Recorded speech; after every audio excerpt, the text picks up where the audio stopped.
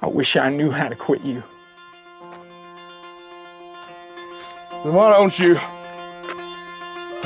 This is Codependent Content, a podcast where my partner and I discuss the TV shows, movies, and video games in which we've formed an unhealthy relationship. My name is Mattias, and my co-host is Shannon Riley. Join us each week as we try to make sense of the media we continually give our hearts against our better judgment, and commiserate with us as we struggle and fail to let go of the characters, stories, and worlds that we are entangled with. Because just when we think we're done with content, it draws us back in. I got my angry mug It's cute. with my coffee. Show the face to the camera. Angry mug. That's him. This is Joel. Say hello to Joel. Hi, Joel. Now I want to go get my mug. I have a yellow one that's tall and just enthusiastically happy. Joel has an asshole voice. It just sounds like that. Welcome to Codependent Content. This is the podcast. Well, you heard the intro.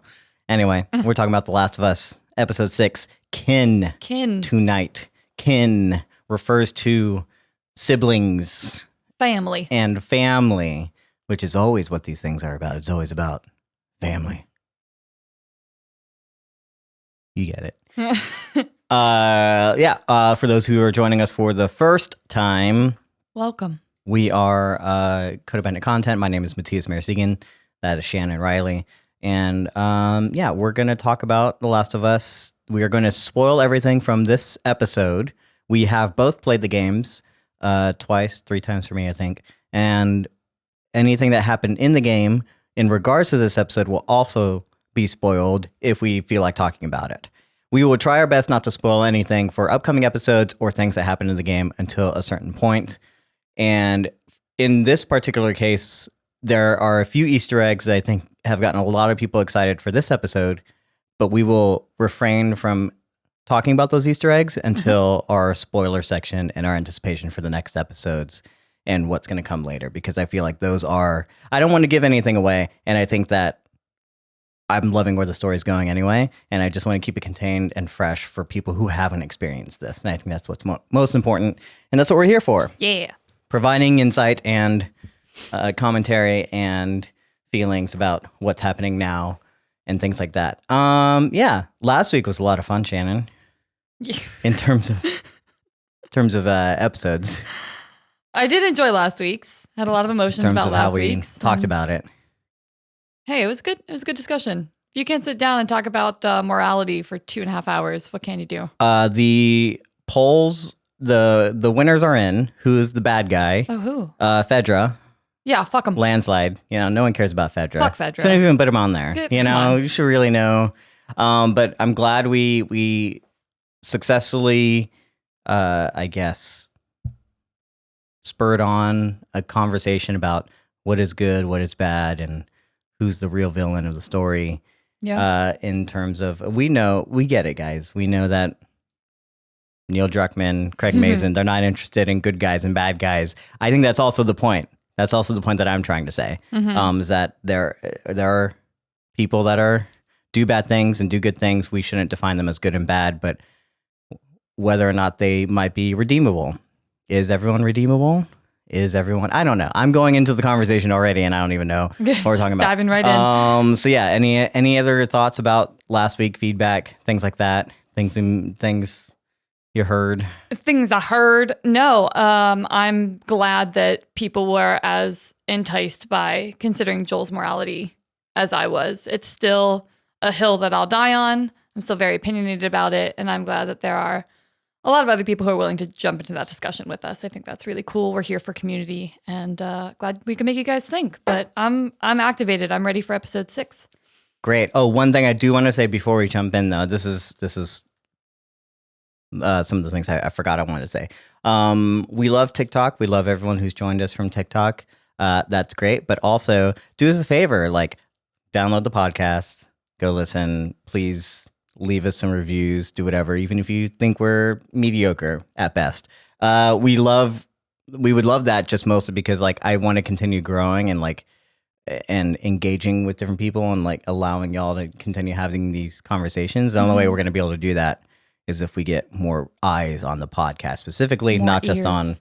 TikTok. Right. And I think we need reviews for that because as much as you love the TikTok algorithm, and I say you in the general sense, not Shannon, we love the TikTok algorithm, but then it doesn't like us sometimes, you know? It feels like it just kind of, we don't know what we're doing wrong or what we're doing here. No, I don't think you we're know? doing anything wrong. But again, we started this because number one, we like to talk to each other. And number two, we want to talk to other people. So if you do see our content, please engage with it. You know, like it, comment, even if you disagree, think we've done something differently. I had a great discussion with someone via TikTok comment. We had like 20 back and forths because we disagreed on the vernacular I used, saying zombie instead of infected. And it was a great conversation, very stimulating. And, you know, that's the point of the whole thing. So make sure you feel comfortable engaging with us, rate us, review us, let us know how you're feeling. And that'd be great. We want to be your voice of the people. You're the people. We are also people. I'm a people. And we want to have a voice and to Of give you people. a voice. All that political stuff. So Vote yeah. for us. Episode 6. You can email us at codependentcontent@gmail.com. You can listen to us live on Discord. You can find all those links somewhere, whatever. Come I on, have to let's go get through the started. things, I'm you know? ready. Okay. Well, go ahead. Start us off then. What are you ready to talk about? Oh, you don't want to give us a little recap? I do love your recaps if you have one on deck. It's okay if you don't. We cried. You know, I really like to be hurt, I suppose. And this episode got me. It pulled tears from my eyes multiple times. It was delightful. I have a lot of opinions. I've got 4 pages of notes. So what an episode. 4 pages? Yeah, but I leave spaces so like I can front and back? 4 4 4 front like and back. pages, No. like so like 8 So not pages. like 8. No. I'm not I'm not that intense. Shannon. No. Just 4 standard pages, 4 normal pages. Okay, so our last week was our longest podcast episode ever, and now sounds like And now I have 4 now pages of we're notes. so sit tight, guys. Strap in Yeah, go ahead. Where do you want to start? at the beginning.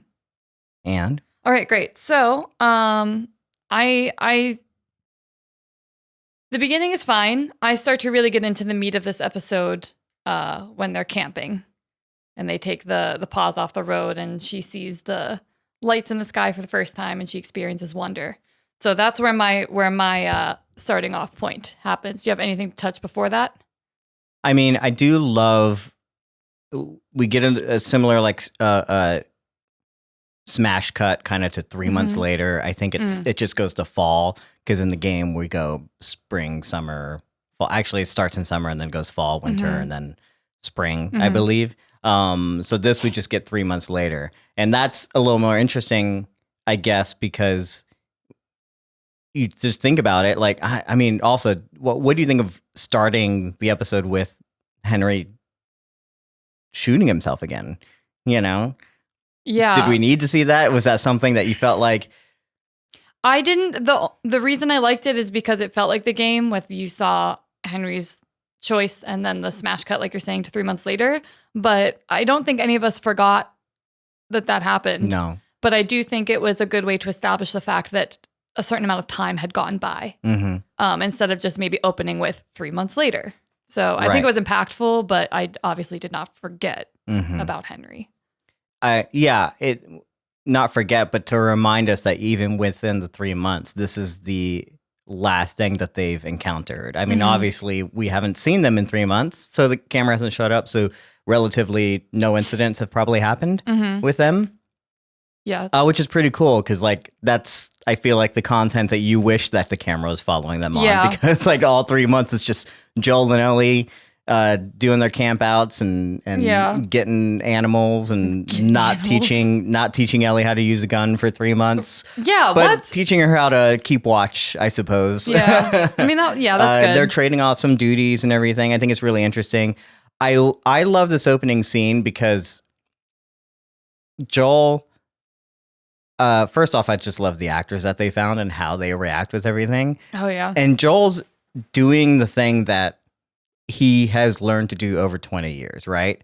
And he has been training Ellie. He has been showing her the ropes and things like that. We don't see that here, but this is the first time for her to be like, to kind of do it. I think it's kind of a little testing ground. It's a thing we didn't get to see. Like, you imagine they're looking at the house and he's like, okay, we're going to go in there. We're going to do this. This is how we're going to handle it. Things like that.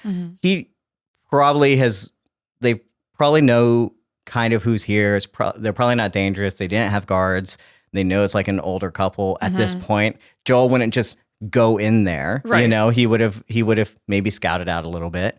You know, they need information and they're lost, but he's still going to treat it as a threat. Sure. And because he knows that they're not that dangerous, he's going to get Ellie to, he's going to put her in a position where she's not in danger, but also let's see if the training works out. Right. Because he's still doing the same things that he would do, you know, put the gun down, you know, like he's in a corner where they can't get to him. You know, he's got he knows he's got the person where he needs him, and then Ellie's got the high ground and stuff. He goes, "Can I come down?" And then he's immediately, like, it's like, Ellie, this is not what we talked about. Ellie, is what I'm seeing on his face. Is he's like, no, we said you're, and she still comes down, just all ready to go. But I also like to think like, obviously the woman was nice enough to give them soup, and like she's like, the gun's all the way over there. I like to think that Joel came in like very much like a hard ass, and as soon as Ellie clocked that the lady was gonna like give them soup and like be kind of cool, I can see Ellie being like, Joel, like, where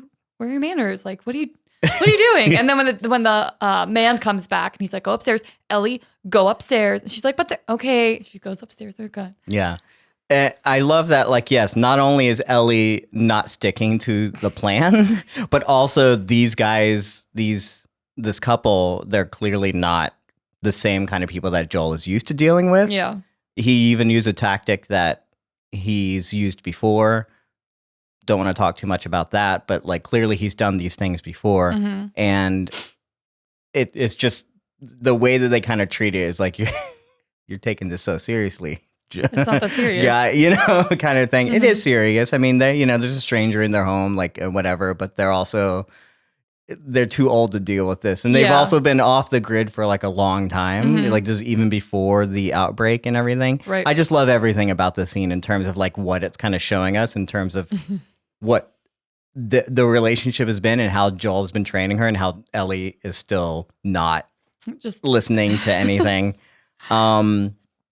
And then you got to remember 3 months. Not only that, it's probably been like a little bit longer, so maybe 4 months since they set out on the journey. I don't know the exact time frame, but they're talking in the cabin. They're telling him not to go west.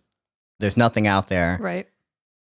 And Ellie says, you can't scare us. Joel says, no, Joel doesn't say anything. And she says, well, we scared him. Yeah. You know? And I don't think Joel's scared, but he is worried that he's been coming this whole way and he's hearing these stories. And he knows enough to believe these people. If there's something out there dangerous and there's people not coming back and there's dead bodies, and if Tommy is out there, then his fears are coming true. He's not going to be able to find his brother. Right. And that's like hitting him. Like, again, and what we're going to see over and over again, and what Craig Mazin and what Neil Druckmann were talking about, like, episode is about failure, you know, and Joel struggling with failure. And he's about to get to a point where he's like, not only like I failed time and time again, I'm about to fail again. And I'm about to fail myself, my brother, and Ellie. And that's where that panic attack comes in. Yeah. Because when you let yourself be affected like that, it's like all of that just hits you so hard. If Joel has such a failure complex where he feels like he can never fully do anything right, and he's constantly letting people down, including himself, it's like that's a lot of weight to carry. And I think as he thaws as a person emotionally, that's why these panic attacks are more clear to us as a viewer too, because as he is just more and more invested in this journey, the stakes just get higher and higher for him. Yeah, and the creators talk about this, how her initial reaction is anger, because don't leave me, Joel. You can't die on me right now. Also kind of a failure on his part, the fact that he hasn't taught her to, you know, be on her own, but you shouldn't. She's still a child. Right. You shouldn't have to like teach her. He's there to protect her, you know, and that's the thing that's like weighing on him, you know, but like, that's the thing is like, with children, like how much time do you have with them? Yeah. You know? Yeah. And teach them now, teach them later. What do you do? Like when do you give them the reins kind of stuff? Yeah. That's, I think, also going to be weighing and where that kind of anger comes from. Yeah. You know? I can see that. For sure. But yeah, I mean, beyond those things, I think just a spectacular, fun little scene, you know? Yeah, this show does a great job of making, like, ingratiating characters to you so quickly. I feel like I say that every week. Like, you meet a new character and I like them or have an opinion about them, I guess, within, like, a couple of seconds. They do such a good job at establishing these characters and, like, a lived-in reality. Yeah. I think it lands so well. Do you have any thoughts on Ellie stealing a rabbit? No, do what you gotta do, girl. Gotta eat, you know? Would that make her a bad No. person? No. Get in the comments. No. Let us know. Stole that rabbit. He just went. He was gone all morning. You Hunting know, 3 rabbits? and he got those rabbits, and that might all be all they have for the next month. Shannon. Well, they need to up their game. That soup that she made, that was the last of it. That was the last of the That's it. soup. They needed more rabbit stew, and Ellie just took it from them. Ellie just took a rabbit. Like, Bad she didn't give person. a Get in the shit. comments. No, stop it. Joel wanted her to put it back, so Joel's a good person. Okay, that's fine. Yeah. So they're going to the river of death. You know. Yep. And, they're on their little journey. Mm-hmm. I do like that in the evening that she admits to him that she tried with Sam and that she knew that he was infected. Because as we know, this is 3 months later. And for the first time, based on the way that Joel reacts to that information, this is the first time that she's like sharing that emotional burden with him. Mm-hmm. There's no doubt in my mind that this has been weighing on her mind for the past 3 months in some capacity. And I do think that, you know, previously when she said, "You're not going to scare us," like there is a little part of her that's like, oh, fuck, are we seriously going to come all this way? And like, it's not going to work. Like something's going to go wrong. Yeah. And she's also been forging ahead in the same way we left the last episode. She's like, let's go. So she's always constantly kind of leading the way, even and up into the scene. I think, you know, she's kind of like pushing forward, like, doesn't matter. We're going to keep going west and whatever. And like, you're right. She's probably scared. Like we've been coming all this way. And this is like my purpose. She's even kind of mentions it in the scene is like, what are you going to do when I like save the world kind of thing? You know, like, well, she mentions the saving the world part later, but like, that's the whole point of this thing. Right. She's going to change everything. You know, she's like, I'm not going to let any of this happen again to that person, you know? Yeah. Because she's 14? And I feel like she's already just so like tired of watching people die. Not just people she cares about, but, you know, people she cares about. Just death has been around her for her entire life. And I think now, you know, as the closer they get to the Fireflies, I think the more poignant that feeling is in her that she can make a difference. And then when something comes in, I also like that this is one of the first times we hear Ellie directly ask for reassurance. She says, the vaccine's going to work, right? Like she asks for it instead of how she usually asks, which is like, we're going to be okay. And Joel's like, you know what I mean? She really is seeking that because I think for 3 months she's just been remembering Sam and Henry, realizing that the only way forward is forward. And now they're met with this little bit of information that she might not be able to get there. And it's like hitting her panic system too, that how do you come all this way and have it be for nothing? Sure. I mean, I don't know that she's panicking per se. I think she's committed and she's confident that this is going to happen. You know, I don't Do you think? Yeah. I don't necessarily think she's shown too much of like any fear that it's not going to work, and it doesn't matter because she's with Joel and he's going to continue to be there for her. I think that's why she gets scared whenever he's getting like having that like thing, because she wouldn't know what to do without him. It's like, it doesn't matter. I'm with Joel. He's going to get me there because he's proven time and time again that he's going to get me there. As much as Joel feels like a failure, I'm curious, like he feels like that so much, but he never expresses this to her, you know? But through Ellie's eyes, how do you think she views him? You know, does she look at him as a failure? I don't think so. I don't think so either, but I do think she like Ellie sees Joel. I think she has a fundamental understanding of Joel, despite the fact that he does not openly discuss what he's feeling or what he's been through. There's an innate understanding in Ellie that sees Joel for what he is. And going back to that couple in the cabin, when Ellie says, "You can't scare us," and she says, "I scared him," and you get to see Ellie's face as she clocks that maybe she's right. Like Joel is taking in this information and really processing it. And I think that maybe that's also why she's looking for that reassurance, because, you know, she doesn't want to see Joel any bit shaken. And I think she gets scared if Joel's scared, for sure. Yeah. You know, when anything's going wrong with him, she looks to him first. Right. How is he reacting to things? And then this is how I'll react accordingly, kind of thing. So yeah, you're right. I don't think she's panicking, but I do think, again, since she's so in tune with Joel, I will touch on more of this even later, but she looks up to Joel and admires Joel and trusts Joel. And like I said, I think she understands him surprisingly well, considering the limited amount of time that they've been together. So I don't think that Joel is perfect in her eyes and can do no wrong, but there are people in our lives that will love us and our flaws. You know, that the love is not conditional upon the type of service you're willing and able to provide.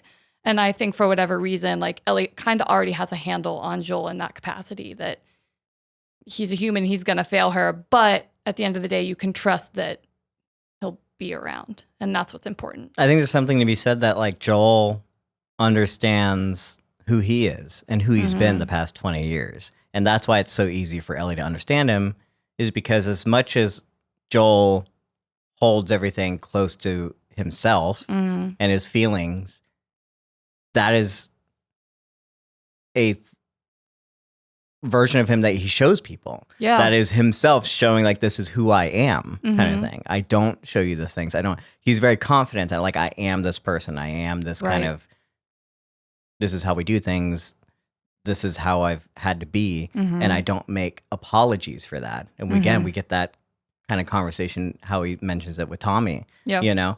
And I think that is something that whether or not he sees what he could be, whether or not he sees what Ellie sees in him, or where we see like the little glimpses of Joel underneath, who he presents himself as is very much a clear understanding of like who he believes he is. Yeah. And that's why it's like so easy to read him, because he's that, you know, he's not hiding it per se, you know? And I think there's something to be said about people who do that, who, even if they are misguided in believing that they are this person, you know, that they believe they understand who they are, and they show them, and they're not hiding anything from you in that sense, you know? Right. They're not trying to like, you know, be mysterious or keep you guessing about what and they're not wishy-washy about like, who am I? What do I want to be? Yeah. This episode, we get over and over again this question about who are you and what do you want to do with your life? You know, even he has to question it. Yeah. These things have never been an option for him, he says. So he wanted to be a sheep farmer. And I think that's a great segue into the fact that when Ellie's going to sleep, he tells her to dream of sheep farms on the moon. And to me, that felt like in his best life, you can do anything you want after I save the world. There's a little part of Joel that thinks of like him and Ellie together. Like he just combined their two. He didn't say dream of going to the moon. He said dream of sheep farms on the moon. And I just think that's a cute way to pair them together, because I think in a perfect reality, Joel's a dad. And even if that's a subconscious thought that came out and that's how the sentence presented it himself, like the thing that he would do if he could do anything in the world would be to go be a dad, in my opinion. Or a singer, apparently. So maybe singer first and dad second. Yeah, the creators do say that, right? They come out and say that that's what he really wants, and probably what he always wanted was just to be a dad, not to be a sheep farmer. He's lying here. Yeah. He doesn't really know. He hasn't really thought about it. I do think there's something about the idea as a Texas boy myself, you know, who wanted land, you know, like there's a little bit of peace and comfort of knowing that like this is my place and these are my sheep and this is my land, you know, and anyone who comes here is part of my tribe kind of thing. I love that thought, you know, and I'm sure it's not completely untrue, you know. Again, it's just never been an option, and I don't think it's going to count his sheep before they jump over the fence, so to speak, you know, like he's not, you know what I'm saying? Like I think there's still a little part of him that needs to not get into, you know, so he throws that out there. It's like, yeah, that's a thing that he's thought of before. Because it's a truth. It's not, like, he's not lying to her. It's just not the full picture of, you know, if you dared to let yourself really hope and really dive into the possibility, there's probably more to that sheep farm than just him and the sheep. Do you have any? This is something that we can talk about, that her just being upfront with wanting to go to the moon, which is an interesting thought, I think, because I mean, in this world, even if she does cure everyone, is that even still a possibility? You know, is that even, that's the thing. As much as we want to talk about what does Joel believe? Is he lying? Is he telling the truth? What does he want? You know, her aspirations might not ever be reachable in her lifetime. Right. And that is interesting to think about. Like, is she lying? Like, but he doesn't ever bring her back down to earth, you know, pun intended, you know, like, but I think a different Joel would have been kind of curious about that. He's letting Ellie be, you know, we're seeing parts of their relationships that have become the past 3 months. But I think it's kind of sad, because the more, every time I think about Ellie wanting to be an astronaut and loving that and everything, I'm like, we find that so beautiful and romantic, but it is literally just a romantic idea. Yeah. That is it. It is never going to come to fruition.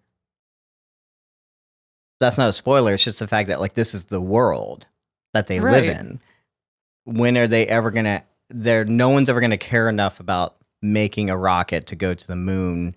Like, we are stuck here, and there's a lot more things to worry about. If we ever get around to that again, it's going to be a long, long time. If Ellie ever gets there, that would be freaking amazing. Right. But, like, I don't know that that's not an option.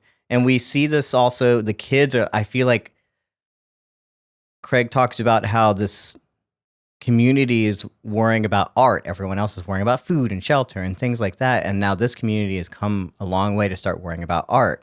And, like, we're artists. Right. We're doing content creation right now.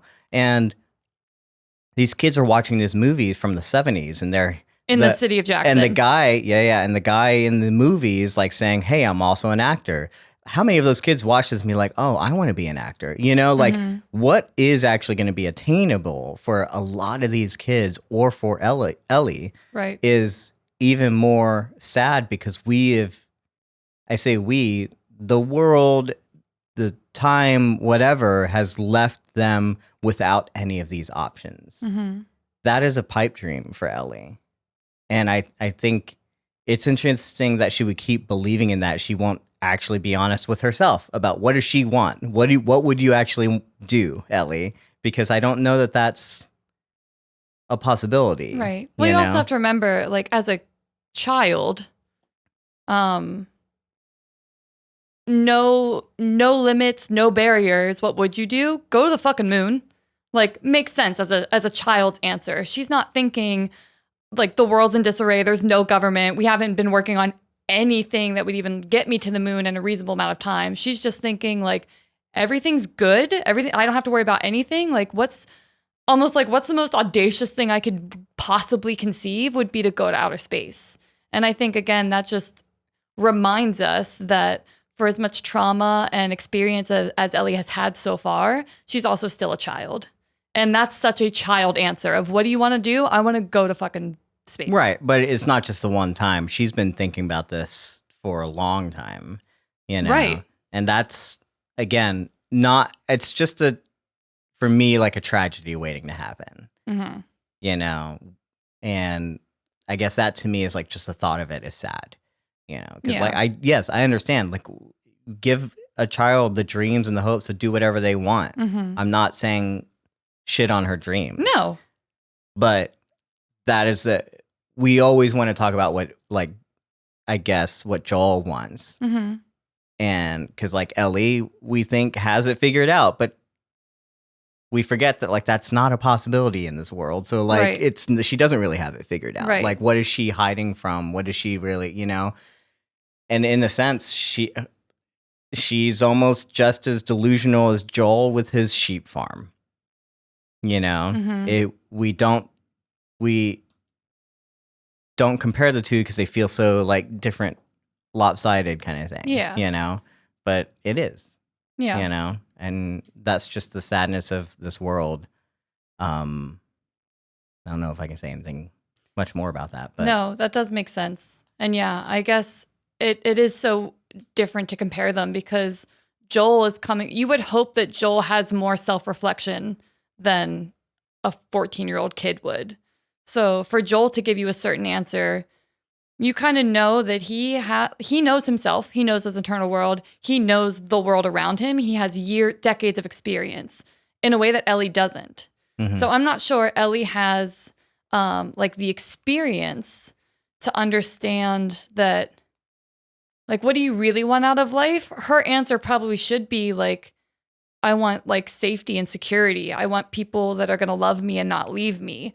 But that's not an answer that you would get from a 14-year-old kid, just like you're not going to get that answer from a 60-year-old man who's spent years putting up walls. Mhm. So at least for Ellie, it's sad to know that she's still young enough to have this pipe dream that like we all know is not going to happen. Mhm. But it's just the idea that she doesn't have the maturity or experience to think deeply about what her Ellie realistically wants for the foreseeable future in her adult life. She just doesn't she's not old enough to understand that full concept yet, I don't think. Sure.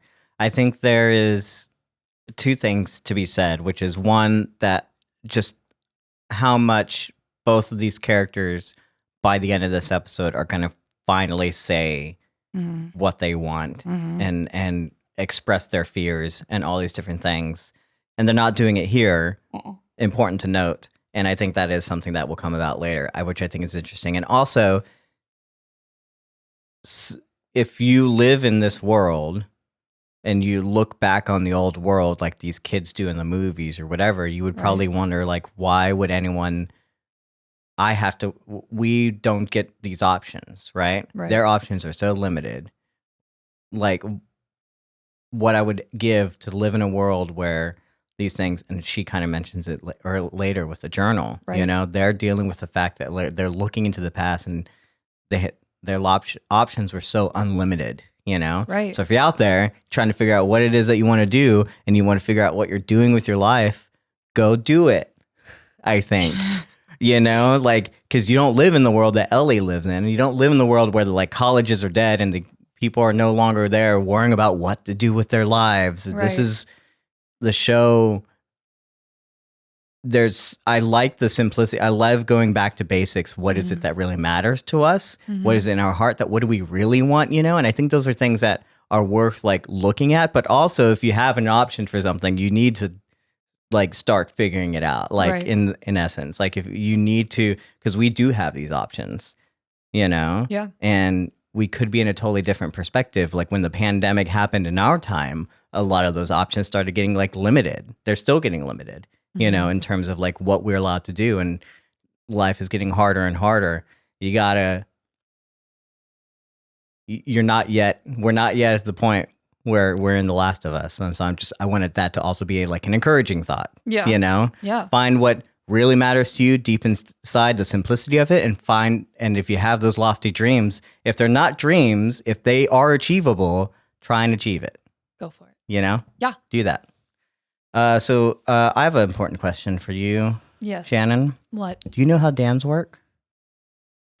Just very, very vaguely. Don't put me on the spot here. Come on. Come on. Do you know how dams work? I do know how dams work. They use water to generate electricity. Shannon, you could have made something up. Oh, would you have believed me? Would Ellie? I would like to think that Ellie would like me and would believe me, but I also feel that Ellie would just constantly call me on my bullshit, and I would be okay with that. Yeah, anything about the moving dams forward, or the dam, or like their confrontation after the dam? Yeah, the fear, so tangible. The little look, Ellie just looking to Joel, that little shake of her head, how wide Bella Ramsey's eyes are for that like entire take. The fear, I think, also starts with me when she's like, "Hey, is this the river of death?" And he's like, "Shit." And we know it's been on his mind. Mm-hmm. I mean, we watched the episode twice, so we know at this point, like, So he's been like what he's been dealing with and stuff, and failing. He's been with her for 3 months. She just like kept watch for him because again, he failed, you know, and he's failed to like pinpoint the map. There's a couple of things. I love how they are completely on guard. We watch them go across this bridge. They're completely on guard. Bridges, I don't know if you understand, are like probably the most dangerous place in an apocalypse because if someone's watching you, you got one entrance, one exit. Yep. You know? And if you get ambushed on a bridge, you're stuck on the bridge. You are stuck There's on the bridge. There's nowhere to go. So they're very vigilant. You know, I was like, why are we watching them go across this bridge? It's just a beautiful shot or whatever. Pretty. But it's very like, it's the river of death. We think nothing happens there. And so they've let their guard down. It's like, oh, there's another river. And oh, I got the map wrong. Oh, like I've already been failing. Like I screwed up. Right. You know? Yeah. And like the fear is already starting. And now these people come out. Like he is already like on the edge of it. Right. Because he got them in this position. If he hadn't let his guard down, then they probably wouldn't be in this position. You know? I was a little confused is not the right word, but the fact that she's the one to say, hey, what if this is the river of death? I don't know. I actually just thought that in that little moment was weird to me that they didn't know. I don't know. They like crossed one river and then were walking. They had seen the river for a while. They had been walking along that bank for a while. Well, you gotta remember, it like occurs to Ellie that maybe this is the river. You got to remember they didn't know exactly where they were on the map until that couple pointed out to him. Right. So like he's having trouble reading this map. Yeah, I know. He's having trouble figuring out where they are. So that's not that surprising. And also that the first river could have been the river. Right. Like the second river might not have been. Like maybe it's just the questioning of it. Like who knows? Like I don't know. Are in the right spot or whatever? Yeah. The point is that he is fearful because I think he is forgetting things and starting to drop his guard and all those things. The things that he's fearing is like happening over and over again. You know? Yeah. And that dog. This happens very differently in the game. Almost immediately, like Tommy's already there, you know? Instead, we're getting this thing. And so I'm a little bit not on guard because I see Maria. And she was teasing the last episode. So, like, I know it's Maria, you know? And I'm like, okay, this is not like just a random bandit. We know this is where this happens in the game. They're going to be fine. You know, but to throw in this the infection sniffing dog, I didn't expect that. And I was actually on the edge of my seat. So I was like, wait a second. How are they going to get out of this? How are they going to get out of this? And the fact that the dog just like can't smell the like stagnant infection or the immune version of an infected is totally fine with me. But yeah, I was like, how in the hell are they going to get Ellie out of this one? Mm-hmm. Grade A dog acting, though. That dog was real cute. Did some nice, really hit his marks. And again, we've seen a dog noticing something wrong with the grandma before. So they sense these things, and these animals sense these things earlier. So we're already on the edge of our seat because we're like, oh, what is Joel? And again, the whole point of the scene is, of course, they're going to get out of it. Of course, Ellie's different. The stakes are not necessarily there, but we're seeing Joel freeze, you know? And like anything could have gone wrong there. Even if he had like said anything, if he makes a decision to say, wait, don't do that, like whatever, and try and explain the situation, they might already be dead by that point, you know? Right. That like the tension's like way too high, you know? He might step in front of her and they might shoot him, you know? Because, and it could be to save her, right? But also that he doesn't know if he doesn't do anything right now, right, we'll be fine. It could be his last moment. It could be not, you know, but he's also not able to do anything. Yeah. And it's lucky for him that out of fight, flight, fawn, or freeze, that freeze turned out to be like the answer. That if he just let it happen, things worked out okay for them. But I'm sure, again, this just plays into his cyclical failing that he thinks he does. Sure. That's not how Joel operates. We've seen him make decisions time and time again and know what to do. You know, he doesn't freeze, right? And even us kind of like seeing Joel through Ellie's perspective, he always knows what to do. We saw him, what he did with the sniper before. He's the one that takes care of it. He keeps everyone else calm. Right. You know? And so this is Joel, something's happening, you know? And we're seeing it. Definitely happening. We're seeing it here like come to life. Like Joel doesn't freeze. This isn't how he operates. And that is making him even more scared, I think. You know? Yeah. And it makes us scared. It makes us wonder what's going on with him. Was like this panic attack first, and now he's not making a decision. Yeah. And like they're so lucky to just get out of that. It's crazy. But yeah, they do get out of it. Yeah. So lucky. And very lucky. And just watching him experience, like you said, we know what's happening with Joel. We almost have a better understanding of what's happening before he like does or is willing to admit it. And it's like when you go so long knowing that you're the go-to guy, the guy in charge, the one that keeps your cool and can keep everyone situated, and then you remember that when you let another person affect you, like now you're vulnerable to hurt and loss and despair and like suffering. I feel that he just freezes because he's locked that part away from the world for so long that now that it's coming out, it's almost like an uncontainable thing because these are things that he hasn't let himself feel for X amount of years. So yeah, it's really beautiful to watch Joel like literally kind of just come apart at the seams throughout this entire episode, and even more obviously as we get into the city. But I thought this was wonderful, wonderful acting from Pedro Pascal just through the entire episode. I feel how heavy the stakes are for him in every moment that we get to spend with him here. But yeah, so they make it out alive, and we get to finally see this wonderful city, Jackson. And this is fun. As we know, we didn't get to visit this location in the first game. No, we only ever saw it from afar. So when this entire sequence in the game takes place at the dam, they are trying to get the dam back up and running. They've had it running before, but they're trying to fix some things.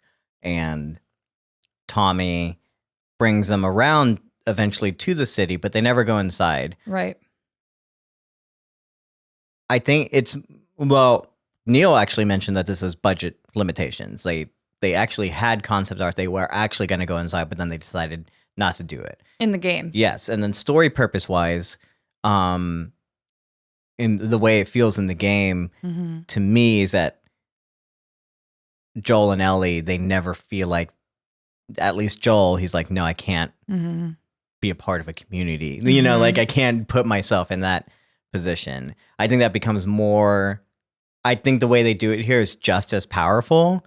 you know, as the idea of like just not going near it, you Yeah. know. But I think just an interesting thing, but then a lovely thing that we do get to go inside, Yeah. and see it, you know, now that we know that we spend a little more time in Jackson later on. So like there was concept art, there are parts of the game that were built out. So I'm glad we got to finally like get in here and actually see it, and they got a little bit of respite. Everything here is like my favorite part of the series.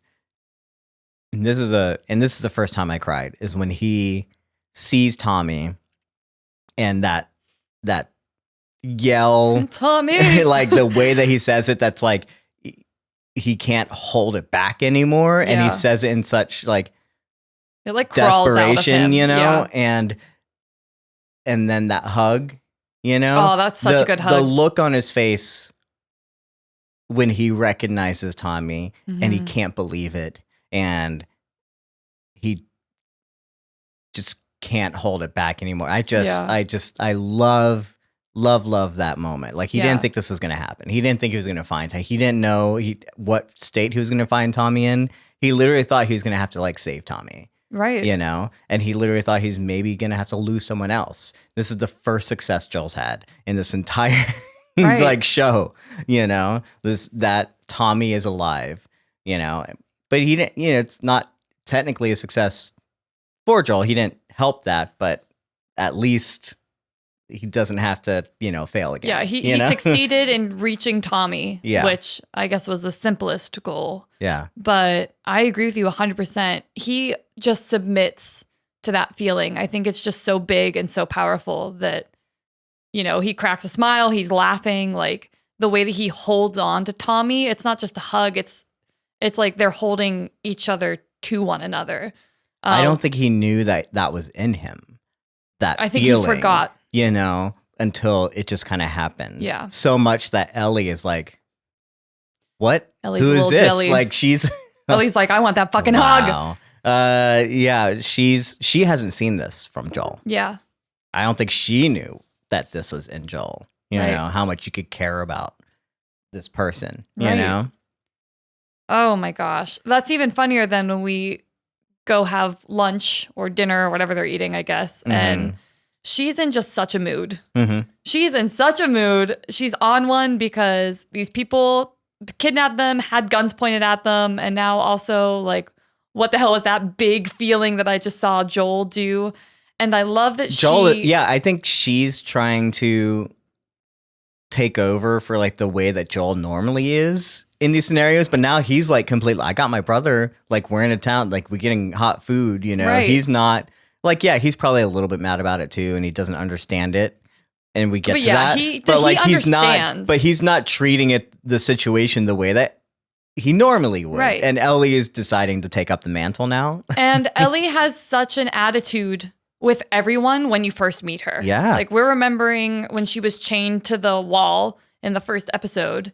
I feel that she becomes more foul-mouthed, more intentionally foul-mouthed, because that's part of her like new person persona. Mhm. That's the Ellie that she wants people to meet, the don't fuck with me, like, oh, what do you mean your kids don't fucking say this? Where's my fucking gun? Like that's the her that she feels comfortable presenting to new people.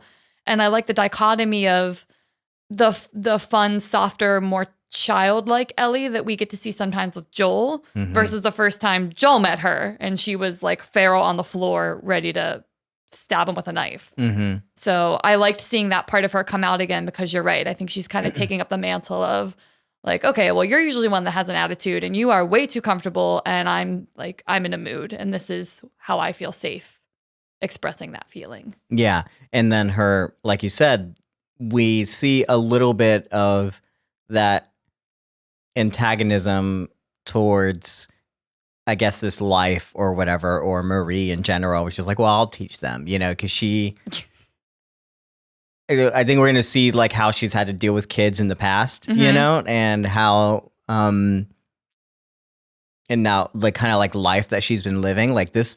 I think she almost feels like she didn't realize this kind of place existed. And this is the first place that she's been to that's kind of nice. Right. She didn't get to be at Bill of Frank's place really and see, that was Right. just like two people and she didn't get to meet them, right? Yes. Everything else has been QZ, bad communities, Infected, revolutions, just like camping. whatever. And they have hot food and lights and everything. Movies. And yeah. and they don't speak like me. Well, I'll teach them. Like she loves being the bad sheep, the outsider kind of person. She loves being different from everyone, and I know that's something that she'll struggle with later in these kinds of scenarios, and that kind of antagonism is going to like continue, I think, happening with her as she finds herself in these kind of communities. She's very antagonistic, kind of generally. And you're right. That's something that comes out even with the people that she loves, even the people she gets close to, but especially with new people and in situations that make her uncomfortable. She is one of the biggest antagonizers you could possibly be around. Such a little brat sometimes. Well, we're getting the idea. We're learning more about how Ellie is in terms of how we learn later how she feels about things, like right. I think she sees all this, and this is where it's starting to dawn on her. Joel's brother is here, and now it's Joel's family is here. Right. And now I'm here, but I can't be here. I have a job to do. Joel, it's starting to seep in that he's not going to be with her, and she's afraid that he's going to stay, and she's afraid that he's not going to continue this journey with her, and he's going to ditch her like everyone else has. This is the thing that she's dealt with. So she's already kind of pushing it away. She's already like, I'm not going to get attached to these people. Who cares about this person, person, whatever. She's on defense. She's already pushing it all away because she has a feeling of what's going to happen. Yeah. And she knows that she has something else that she has to deal with, and she can't stay here. She can't deal with this right now. Right. So there's a whole lot going on in this one little scene that, on the surface. But yeah. And moving away from their delightful meal. How do you feel about communism? Or socialism? Or democracy? Or let's get... We're gonna I don't know. Just answer the question. Maybe we'll find out. That's just so loaded. I believe that there's a better system than what we're dealing with currently, this like late stage capitalism bullshit I don't subscribe to. And in an ideal world, if we were all socially connected and responsible not only for ourselves but for the well-being of our collective community, I think there's a lot of potential there. Communism just still, I think, has an odd connotation to it, like an odd energy. So it feels weird for me to say like, yeah, I like communism, but I definitely think that there are ways, as we see, to make communal living extremely effective and powerful. There's a couple things where I feel like Craig Mazin doesn't understand soldiers. And one of that is here. And then the next thing is in the After the Episode podcast. He talks about Tommy joining the army to spread democracy, which is not what people like. He says it like flippantly, like, to spread democracy, like hand wavy, like, I don't know what they want to do, It's like, okay, well, that's not what the army's about. And also that's not what soldiers are about. Soldiers are still individuals. And also they mentioned here, like he has this little joke where like Tommy would be like, no, like it's not communism. I would be against communism because I'm an army guy, or whatever. But like, and then they're like, no, it is a communist. We're communists. It's a commune. And he's like, he doubles back there, and says Joel like, and like look, realizes like, it, and I just don't think Craig realizes that people who are sometimes in the military are a lot more like Joel than they are like this idea of Tommy. There are people that are like Tommy in that sense, or what you would think of like the army is like, this is what we joined for, to do this kind of thing. And this is what, to fight the good fight, America first, and do this. That's not it. I joined because I needed college money. Right. Right. I joined because like, I took a little bit of pride in my country. It's the country I was born in and whatever. So like I went to Iraq and I volunteered there, but I was not there to spread democracy. I wasn't there because I believed wholeheartedly in the mission, but there is a mission going on there, and what can I do in my part to help? Like, what is can be my purpose, to fulfill something, whatever it is that we're there for. Like, I don't know. Who knows what we're there for? No one knows. We're just there to do the bidding of like other people. That's usually what soldiers are. They're at the bidding of Maria's council, like the democracy, the people in suits that are never going to go off to fight. I kind of feel like to kind of just flippantly like say like they're all this and this is what Tommy, like, you don't understand soldiers at all. It's a little bit kind of like unnerving to me. It's just kind of a veteran thing that to me, like I took I guess a little bit of offense to, Yeah, as a non-veteran and also someone, I'll say it, it's divisive, doesn't care. I didn't even think that the communism comment and the reactions tied into Tommy being a soldier. I actually thought it tied into them being from Texas. And for them, like, wanting to secede from the Union and, like, oh, now you're living in, like, a communist commune? Cool. The Venn diagram of, like, as a person from Texas, the Venn diagram of here's Texas people, here's Republicans, and here's soldiers. Like, where it meets in the middle is, like, more often than you would imagine. Yeah, like, that Venn diagram is... The conservative Republican, which is, like... No communism, no socialism, right. kind of. I don't think Tommy's Republican. I don't either. Is he from Texas and a soldier? And does he fit in that Venn diagram? I don't know. What if they're trying to limit Tommy to this one thing? It's very interesting because I don't see Tommy as that. I see him as being a person that loves this commune. But again, so if you're thinking about the time, like that Tommy was active in the like 90s and early 2000s, if that was his like war career time. And I'm not saying that he is one way or the other, but I think it's just fun. It's just a look shared between two brothers of like, oh, you're living on a commune. It's communist commune. Cool. More so, I think it's the fact that like Joel points out something that Tommy didn't recognize. And again, the fact that Joel is kind of, he'll do this over and over again. Oh, he thought Tommy was in danger. He thought Tommy was doing stuff. He thought like Tommy was still kind of doing what Tommy does. He didn't realize this was all happening. It's like, oh no, you're doing this. Now he's kind of like, why did I come all the way here? Like, who is this person kind of thing, And I think that's more of like what's happening here. Is this like little jab and this little like, also it's, oh, so you're, like if I found you like at a co-op with like a bunch of circus people, or like free lives, like, oh, so you're like a hippie now, and you're like, no, I'm not.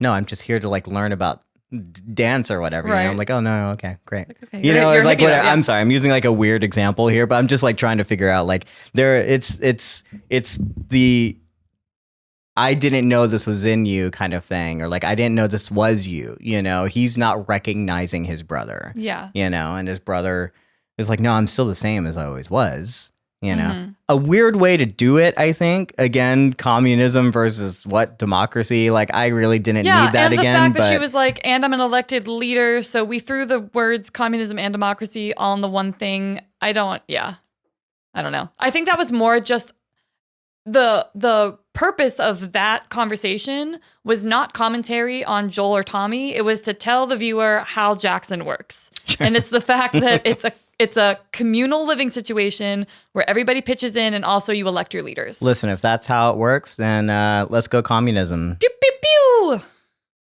Okay. All right. So when they are finishing their tour and they're walking through the stables here, I like that. Is it Tommy that mentions they can be put up in the house across the street from him and his wife?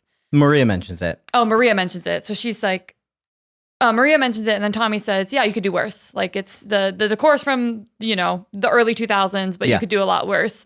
And Ellie's like, bro, trust me, we have. And Joel is like, we've been doing just fine. And that little moment played well for me because we know, as you said, such a big theme of this episode is Joel reckoning with failure.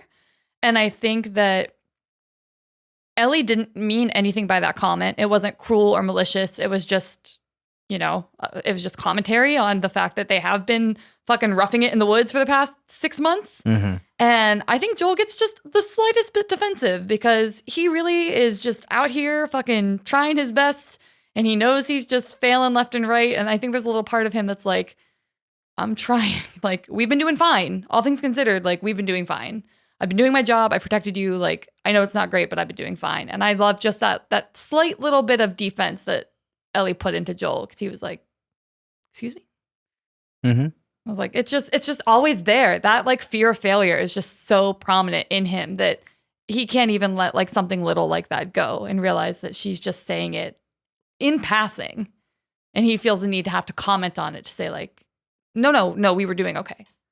And I like that. It's kind of like a first impression thing too. Like this is his like sister-in-law, like, Right. no, she hasn't been.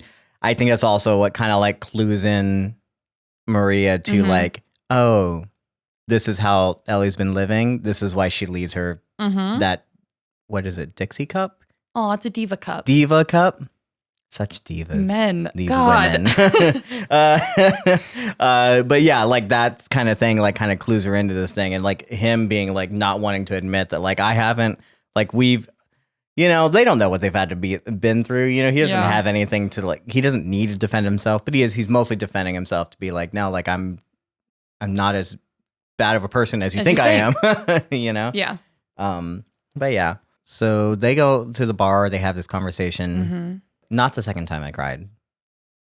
Just gonna say that right now. That one. No, y'all thought about it. Oh man. I don't have anything written for this first conversation with Tommy and Joel. Very straightforward the way it happened. I mean, good. Say whatever you got, and I'll jump off of it. I actually don't. I have one quote written from this conversation and no sub points under it just because it was poignant to me. When he says, just because life stopped for you doesn't mean it has to stop for me. And there's so much weight in that sentence. It is a little accusatory of Joel in the way that he's failed to like maybe show up for Tommy in ways in the past or to show acceptance to Tommy in ways. And I think also a little bit of accusation of and disappointment of like you've stayed stuck in this mindset for so long, and that doesn't mean that I have to not grow. And there's also, I think, a little bit of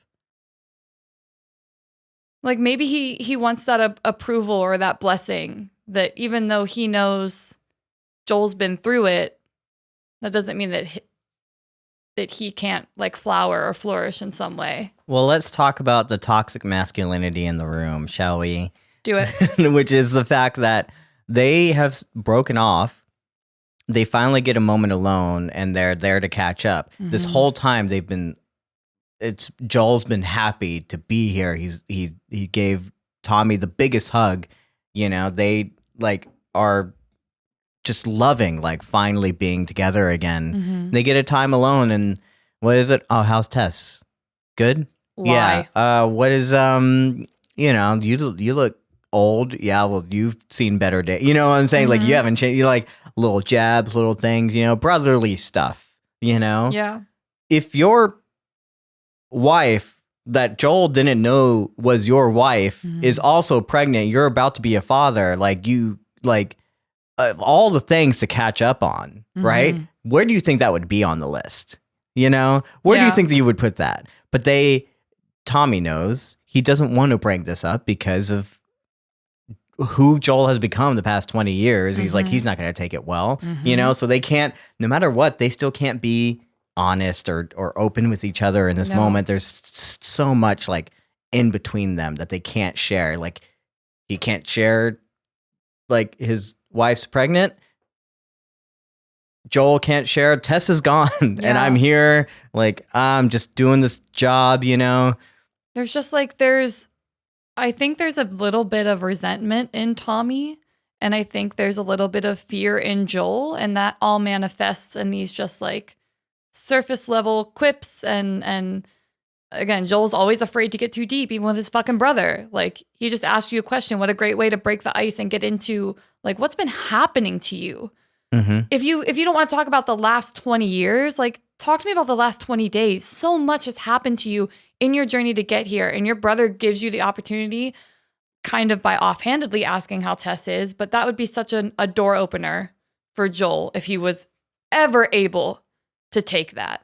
And we know, obviously, we'll get to this second conversation in a little bit, but he's just so resistant to opening up and showing that soft part of him, because I think it's so big that, as we see, when he does finally burst at the seams and it all comes out, like, you can't put it back in.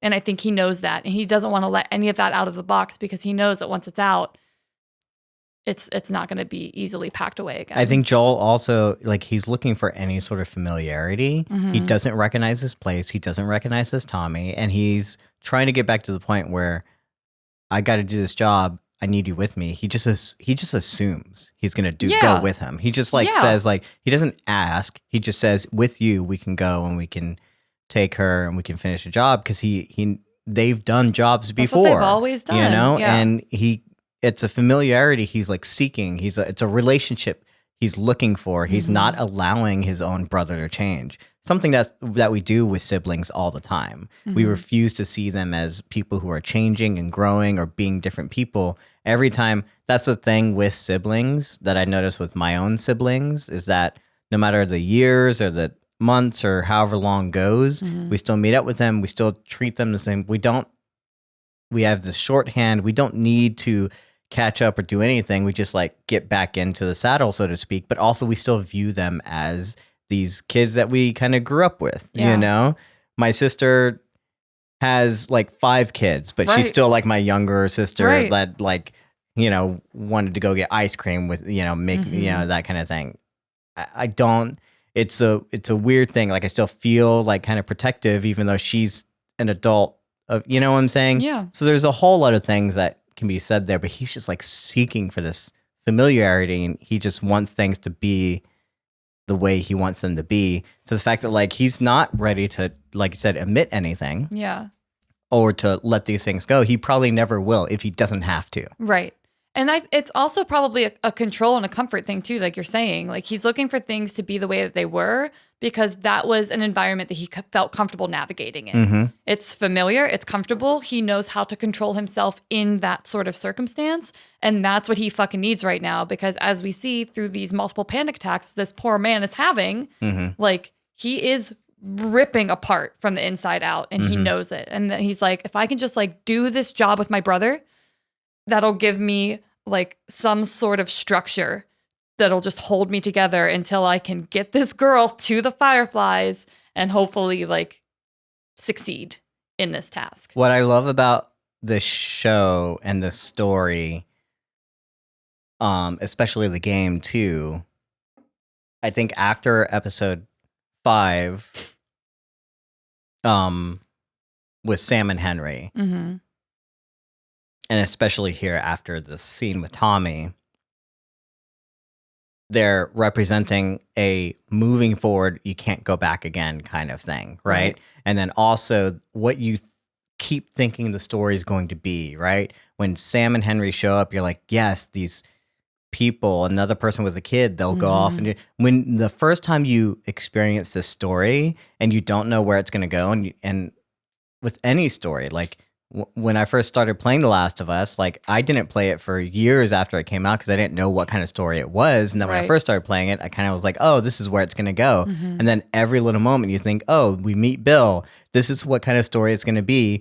And then Bill leaves you. And then we meet Sam and Harry. It's like, oh, now they're going to travel together. I wonder how that's going to play out. And then, no, that doesn't happen. And then you meet up with Tommy, and then his brother's there. And you're like, oh, what's, like, now we're going to see how the brothers, like, do this together. You know, now we have a second, and it's like, no, that doesn't happen. We can't have that. Like, this is never going to be the story that you think it's going to be. And I think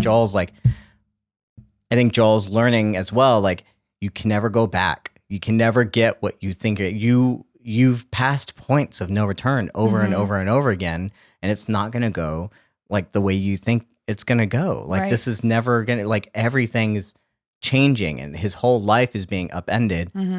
This happened once before and it happened overnight during the outbreak. And he's searched so much for routine and how to do things and stick to his rules for 20 years. Then Ellie comes along and everything has been changing over and over and over again. He can't get any control over it. He can't fix anything. He keeps failing at everything. He keeps stumbling over like what all the rules are changing on me. And it's happened over months, not overnight. But he's finally reaching that breaking point because you can't go back. Right. It's going to keep changing, and it has changed. And it's unfortunately, it's changed because of this girl, and you're not going to be able to like stop it anymore, you know? Yeah. And I think that's why we get the moment afterwards where he thinks he sees Sarah outside. He's having another panic attack, you know, because this is like, that's what the fear is, right? The fear that like you can't go anymore. Like you can't return to what, you know, and that you have to move forward and you have to become a different person. Yeah. You know, that fear, like what is he scared of? And it's become like changing things again because the last time things changed, it was bad. Right. And these things are changing. He doesn't know what it's going to be, you know? Yeah. And that's a great segue into what Ellie is experiencing probably while Joel is Womanhood. having that conversation. So she sees the memorial for Sarah and Kevin. And I have to ask you, do you think the passing comment of Sarah was Joel's daughter was a calculated comment or something that she just said? No, I thought she assumed that Ellie knew. Why?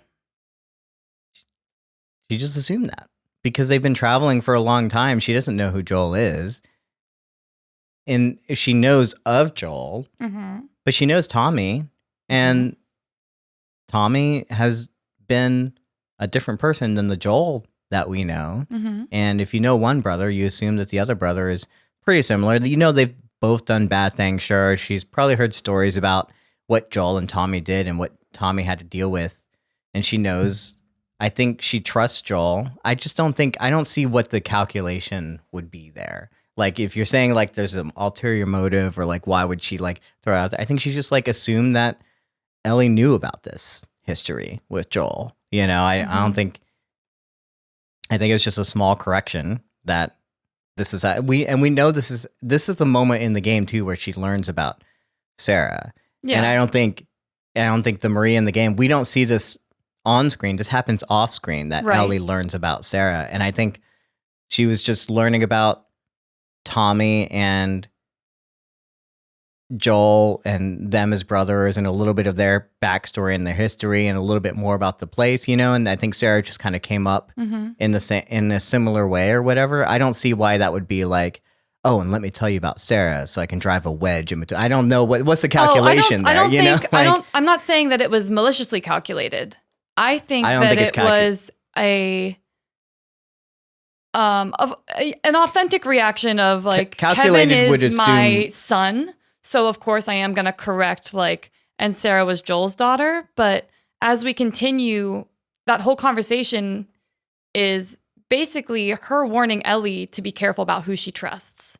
And I think that first comment of Sarah being Joel's daughter and then saying like, do you know what Joel's capable of? Oh, that Joel killed people? Yeah, I already know that. Like, I think she's just trying to gauge how much Joel has shared with Ellie and what their relationship is so she can advise appropriately. Because we already see, like, she doesn't trust Joel. She doesn't like Joel necessarily.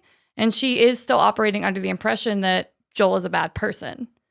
And I think you even said it earlier in the podcast, like, she's watching them and she wants to know what this relationship is. Well, earlier, who said people do bad things doesn't make them bad people? And she says, not all the time. And she looks at him, right? Because she knows what Joel has done, right? So yeah, she's under the assumption that he is a bad not a person. good person. Yeah. You know, because he's and like he's still been doing the same things. Right. I would be too. You know, but I don't think her saying anything about Sarah was the point, like the jumping off point for that kind of conversation. I don't think there was any sort of like an agenda around that. I think that's just how it came up, you know, and that's how Ellie learned about Sarah, right? And I think the defensiveness that comes from that in their little fights afterwards is from the defensiveness, not necessarily from her instigating, you know. But yeah, you're right. Just curious. It's an interesting, such a play there of trying to like gauge each other. And again, I do think that she's so interested in what the relationship between Joel and Ellie is, that this person that you don't think is a good person is traveling with this little girl who you also apparently can't get a read on because she is not like the kids that you've met. I think there's just an interesting curiosity there that this was a great way to probe into that. I think it's definitely very much, why is this, I would be wondering too, I guess, like, why is this child around with this person, this bad man, and why are they here? Like, yeah, he's here to find Tommy, but what is this? And, you know, they never come out and say like, this is not a kid, so they know, or this is not his kid, so they know it's not his child or anything. Like they would have assumed that already, and they would have said so, you know? Yeah. So, you know, she is I think she's fishing for sure. She's trying to figure out what's going on. Yeah. And I think she knows that, I think what she's really looking for is trying to figure out what Joel wants with Tommy. Because she doesn't want, as much as she's fishing in terms of like, who is Joel and like, what is he doing with you? And like, why, like, I want to warn you about this kind of thing. Everything is coming from the fact that he's here. He's going to take Tommy. Yeah. He's going to take Tommy away from me. I don't want him to get pulled back into that. What's he going to rope Tommy into? And the things that Tommy has had to deal with, like, I assume like he's coming from a point of like having had dealt with his demons. And if you're dealing with your demons, like, and you're doing it with a person that's there to support you or to, and that is your wife, like, she is had to see like the good and bad of like what the fallout of these consequences and the decisions that they've had to make. Joel hasn't reckoned with that yet, and it's not necessarily that she wants Joel to reckon with those things. She just doesn't want Tommy to have to go through it again, like an addict, you know, because they've had to do it for like a long time. Very much like afraid that he's going to backpedal and that he's going to leave and do that. That's what she's afraid of the whole time. I think that's why we get that look. Look later on when he comes back. She knows what happened. He roped him into something. They'll have a fight about it for sure, you know. But it's, what do you do? It's brothers. Like, what's gonna pull Tommy back in? It's gonna be a brother, right? You know, when she says the closest people to you betray you, kind of thing. She says that from experience. Yeah, you know, that doesn't come from someone who hasn't been betrayed by the people who are closest to them. I think she's afraid that like Tommy is in essence going to betray her, as well as, you know, like a warning, like, this is the way kind of live my life kind of thing. So I think that's what's kind of going on there. Yeah, I'm with you. More so. Well, let's dive into that conversation then, when Tommy comes in and finds Joel in his little dad workshop cubbyhole, hiding away from everybody, trying to fix his shoes. I like that Tommy walks in and he has a peace offering. This strikes me as their dynamic, that Joel is the one to create distance and needs space, and Tommy's the one that comes in and is the first person to extend the olive branch, essentially. I have written down a direct quote of just how empathetic Tommy is able to be, and I think shows how much growth has happened in the time that they've been separated. He says, "It's complicated for you, and I'm sorry."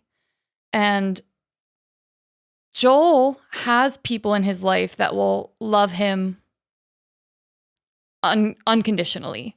With all of his quirks and traumas and the things that he does, he has people like Tommy and Tess, and I also think Ellie, that see these faults in him and still love and accept him.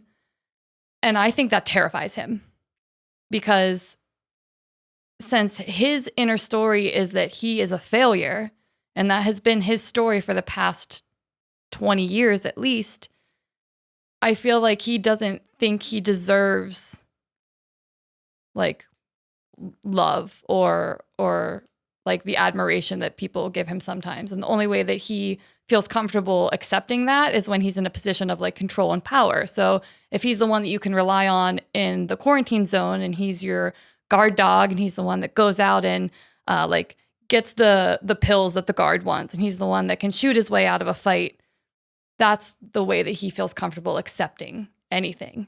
If it's anything soft, he's terrified of it. And I think that since this whole episode has been him, like he keeps saying, bursting at the seams, like this is that last little crack, and the dam just floods after Tommy comes in and is in that like warm, open, like, I'm here and I'm sorry about what you've gone through. Mm-hmm. So that just leads me again into Joel saying, I'm not who I was, I'm weak. That's all I do, that's all I've ever done, is fail her. And I mean, I'm sure you're gonna say it. go ahead. Go ahead. Yeah, no, he says he's weak, but he doesn't recognize that this is the strongest thing he's done the entire season. I'm gonna cry. He thinks that by closing himself down and shutting himself off, he's made himself strong, because he can't be hurt. You can't be hurt if you don't care about anything. Mm-hmm. Oh, God. And I'm so upset. But now that he's softening up, thanks to Ellie specifically, he's realizing that he's vulnerable again, and he can be hurt again. And that's where all this panic and this fear is coming from. It's because you've spent your entire life building walls to try to protect you from the thing you fear the most, which is like just being destroyed emotionally by another person. And he's realizing that despite all of his best efforts, like you said, we've crossed the Rubicon. There are points we've crossed that you're not going back. Mm-hmm. And you can say what you want, and this leads into even a bigger beat after this that we'll get to, but you are past the point of no return, even if you admit it or not. Yeah, but I still think he's trying. Of course he's trying. He's trying to go back. He's still trying to, like, this is not the scene where he makes a decision or anything. Like, he's doing everything in his power to pass this off, to get rid of it, to because take it off of his, it. But to say this out loud to Tommy is, again, this is the most honest and the most real he's been, and the strongest he's been this entire season, the entire time that we've known him, and for it to get Tommy to take it out of him, right, is amazing. This is this is the second time I cried, was this whole monologue.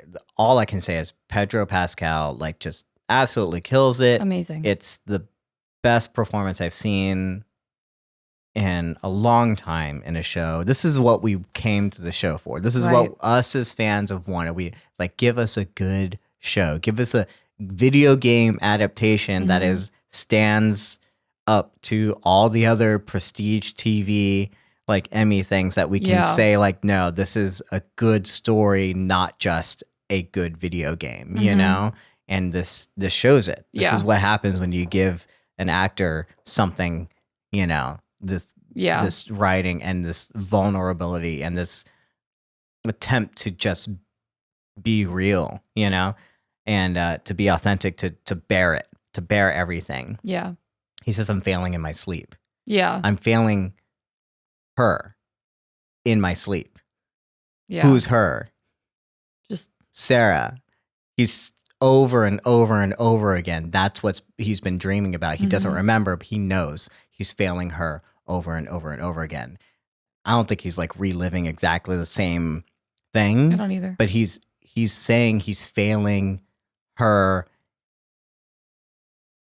He's just feeling like the past 20 years of him failing to live up to like what, when people die on us, there's we have to live on. Mm-hmm. We sometimes, depending on who that person is, we hold them to such high regard in how they view us and how we should live and how they would want us to live. That's what we say to people to comfort them. It's like, no, think about what they would want for you. You know, they wouldn't want this from you, that kind of thing. And this is the thing that he's struggling with. He's not just struggling with like failing Ellie. He's struggling with failing Sarah for the past 20 years. I haven't been able to be that person, and I can't be that person, and I'm doing it over and over again, and I don't know why. You know? Yeah. And that's what he's going through. And the truth is like, you're not failing, because you're actually inching towards it. He finally makes a decision by the end of the episode. This is the crux of this entire relationship and this entire show. This is the turning point. This is when the thing that you've been wanting is for Joel. It doesn't happen here in the scene. It happens in the next scene. Joel finally, it happens after the next scene, I think. You know, when they finally get on the horse and they finally go. Joel is finally going to give in and accept that Ellie is important to him. Someone that he cares about, someone that he loves, and is someone that he has been put on this earth to protect, take care of. I don't know. Is it his daughter? Will they ever admit to that? I don't know. We like to say like, yes, Ellie's the daughter and Joel's the father. I don't think it's as easy as like saying that, you know, even if the creators like to put it in those terms or whatever. Right. But yeah, he finally makes that decision, the thing that you've been wanting over and over, the thing that he's been thawing towards. Even here in the scene, though, he's lying. He's like failing. And yes, it feels like that. But you admitting this shows that you're not failing, that you are succeeding, you are becoming who you're supposed to be. You know, you're growing. It's not a failure. And also, Ellie doesn't see you that way. Right. Sarah doesn't see you that way. And that's why when we get that soft moment and we see Joel, I feel like he kind of just steals himself before he goes into the house. Because we get that shot of him and the light in the window, and then he walks in. And well, also, she's supposed to be watching a movie in the thing, so I don't think he expected her to be there. I don't think he expected to have this conversation until after the movie. Right. And yeah, so exactly. I think he steals himself before he goes in because he's preparing for whatever's about to come. And you know, the first thing that I have is, do you give a shit about me or not? He says, of course I do. And she says, then what are you so afraid of? I'm like, this bitch has been asking this question for the past 5 episodes, just in various ways. And we're finally talking about our feelings. And I'm so glad that she just jumped right to it. I like that Ellie does not beat around the bush. If something is on her mind, or if like she'll call you out on it almost immediately. It's a little bit of that antagonistic energy that she has, but I like that, you know, she's not here to play it safe anymore. She's not here to play it cool. She's like, I fucking heard you. Like, if you're going to ditch me. Like, I don't know what you came in here to fucking say to me, because here's what we need to deal with. Do you care about me? Then why are you fucking terrified? Because I didn't do anything to you to warrant this. I am not the trauma that's happened to you in the past. I'm a different person. And we need to like move forward if you care about me. Do you have anything about this beginning part of their... I mean, just the fact that like she's dealing with the things that he's dealing with, and they're not talking. They haven't been talking to each other this entire time. She's like, she can't stand being in this movie watching thing. She can't stand reading this journal. She's like, is this all they had to deal with? Yeah, picking skirts and shirts. And like being like, just watching ranking movies. Like, boys. what is it? Like, she doesn't understand it, and she's just as uncomfortable here as he is. And he's like, they're both so much the same. But he is failing to recognize it or do whatever. He's only there to say what he has to say to her. He thinks it's going to be news, but she already knows. But Ellie already knows, and yeah, this scene is again one of the more important scenes. We argued about this because you thought you didn't remember this happening, or right. you didn't think it was going to, or you thought we'd already kind of gotten a similar thing in the scene. But this has been a very pivotal scene, I think, for many people who have played the game. I do remember it not being as impactful as it's done here. This scene was done so much better. No knock on Ashley Johnson or Troy Baker. I think they did a phenomenal job. Amazing actors. I think the way that it comes about in the game, I guess I just wasn't prepped for it or didn't expect it, and there's a little bit of like the way that it happens. I'm like, I don't know why it didn't impact me as much as it did here. Because full transparency, I admitted this after the podcast. I doubled down, and then I was like, oh my God, the reason I thought we got that moment is because I forgot the moment was that big in the game. Yeah. And that's why I thought them saying it kind of in passing almost matched the impact, I'm sorry, that it had on me in the game if I like wasn't remembering it. And I think it's because, as I've said multiple times throughout this podcast, TV Joel shows evidence of thawing quicker or more susceptibly than game Joel does. Because as game Joel, you're running around, you're killing people, you're often like following. And I think that the way that they've built the relationship between Joel and Ellie, the back and forth between the two actors too, Pedro and Bella, it's like the chemistry is there. We already know the story. And that's why this hit is so impactful, is because you're in this city. You see the type of life that maybe they could both be leading in a different world. And it's just like, it's not available to them. And then Joel's going to come in here and say this shit. You're not my daughter, after this little girl just basically asked you, like, I want you to care about me because everybody I care about leaves me or dies. And like, I want you. Yeah. So sad. I think they're both finally, like I said last week, this whole scene is about them coming out and saying exactly what they've been feeling the past 3 or 4 months.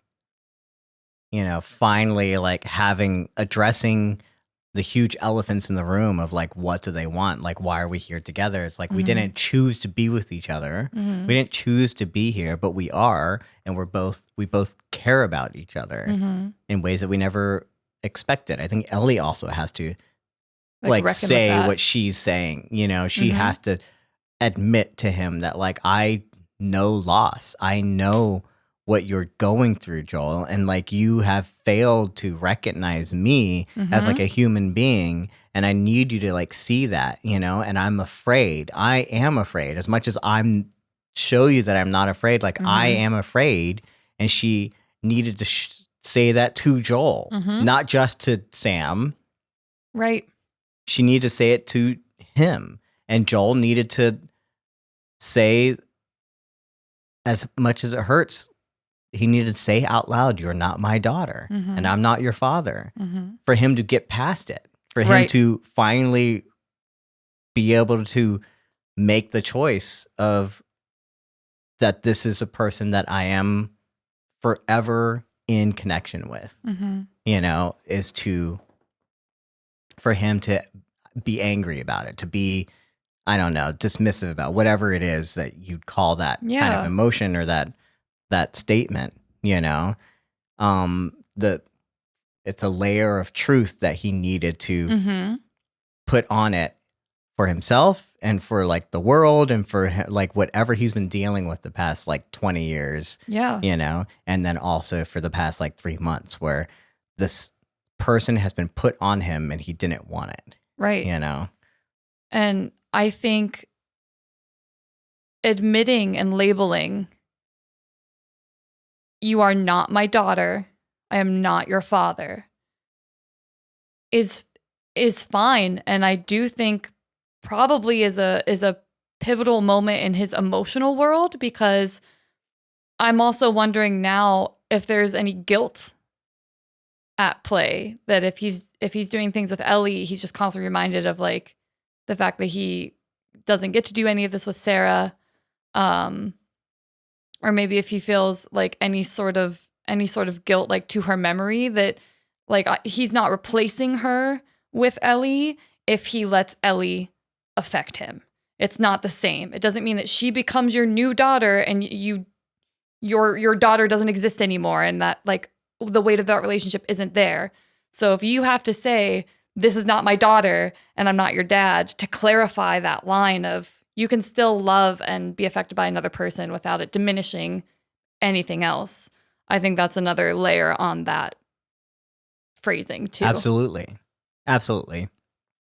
I think it's very much like recognizing they're both in a way stating their wants, stating their needs to each other, and like what they want the relationship to be, you know, so that they can move forward and form a new relationship, right? Yeah. It's the same as like when you're like courting someone, I guess, and forming a new and figuring out what it is. And it's like, this is a new thing. And if you've been in a bad relationship before, you have to reconcile. It's like, this is not the same person, you know, that kind of stuff.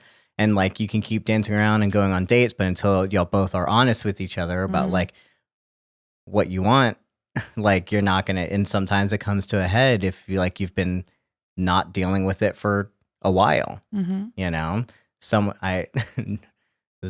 is a stupid example, but like the scene in like 500 Days of Summer when Tom and Summer are fighting after Tom like took a punch for her, you know, and she's like, I don't need you to do that. And they've been in a relationship for months. And he finally like, she's like, I don't need this. I told you, I just wanted I didn't want this, you know, I'm not, this is not who we are. He's like, well, I get a say in this relationship I get a say in this relationship too. And I say we're a couple, goddammit. Right. And he finally puts it out there. And like, because for months they hadn't been saying it. They haven't put a label on it. They haven't put you know, even if it's not what everyone wants it to be or what you think it's going to be, like you got to say that, you know, like he's been holding that back for so long. Just a very similar way in the sense, like if you are the one that failed to say anything about Sarah, you know, you're the one that didn't let Ellie like know about that or whatever, because you were hiding it from her, but hiding it from other people. Everyone else, you know, if they could see you now, they already know what's going on, right? This is him trying to say it not only for him and for her, but saying it for Tommy and Maria who know who Sarah is, right? You know, and he needs to get past that. Yeah. So he leaves, and I cried, and then there's a knock at the door the next morning. I love Tommy. I think Ellie had the tiniest bit of hope that it was going to be Joel at the door. I don't know. The only reason I say that is... I think she's mad. I think she's mad at Joel, and she doesn't expect to see him again. Well, her body language, I feel like she says, come in, and then when she sees it's Tommy, her shoulders slump a little bit. She looks down, and then she's it's a quick moment. I'm not saying that she's there like puppy dogging, like really thought Joel was going to be back. I just think there's a tiny little part of her that was like, maybe Joel's going to see me off. Like maybe Joel's going to show up with Tommy and like say a goodbye to me. And I think there's a part of her that when she just sees Tommy, she's like, he's not even going to say goodbye to me. The last thing that Joel said to me was, you're not my daughter and I'm not your dad, and I'm never going to see him again. He pawned me off on his brother. I think that is a very real moment that she lives in, just quickly. Oh, for sure. And very real for Joel, too. Like when they finally get to the stables and Joel's there, I've been here for 30 minutes. I was going to steal a horse and go.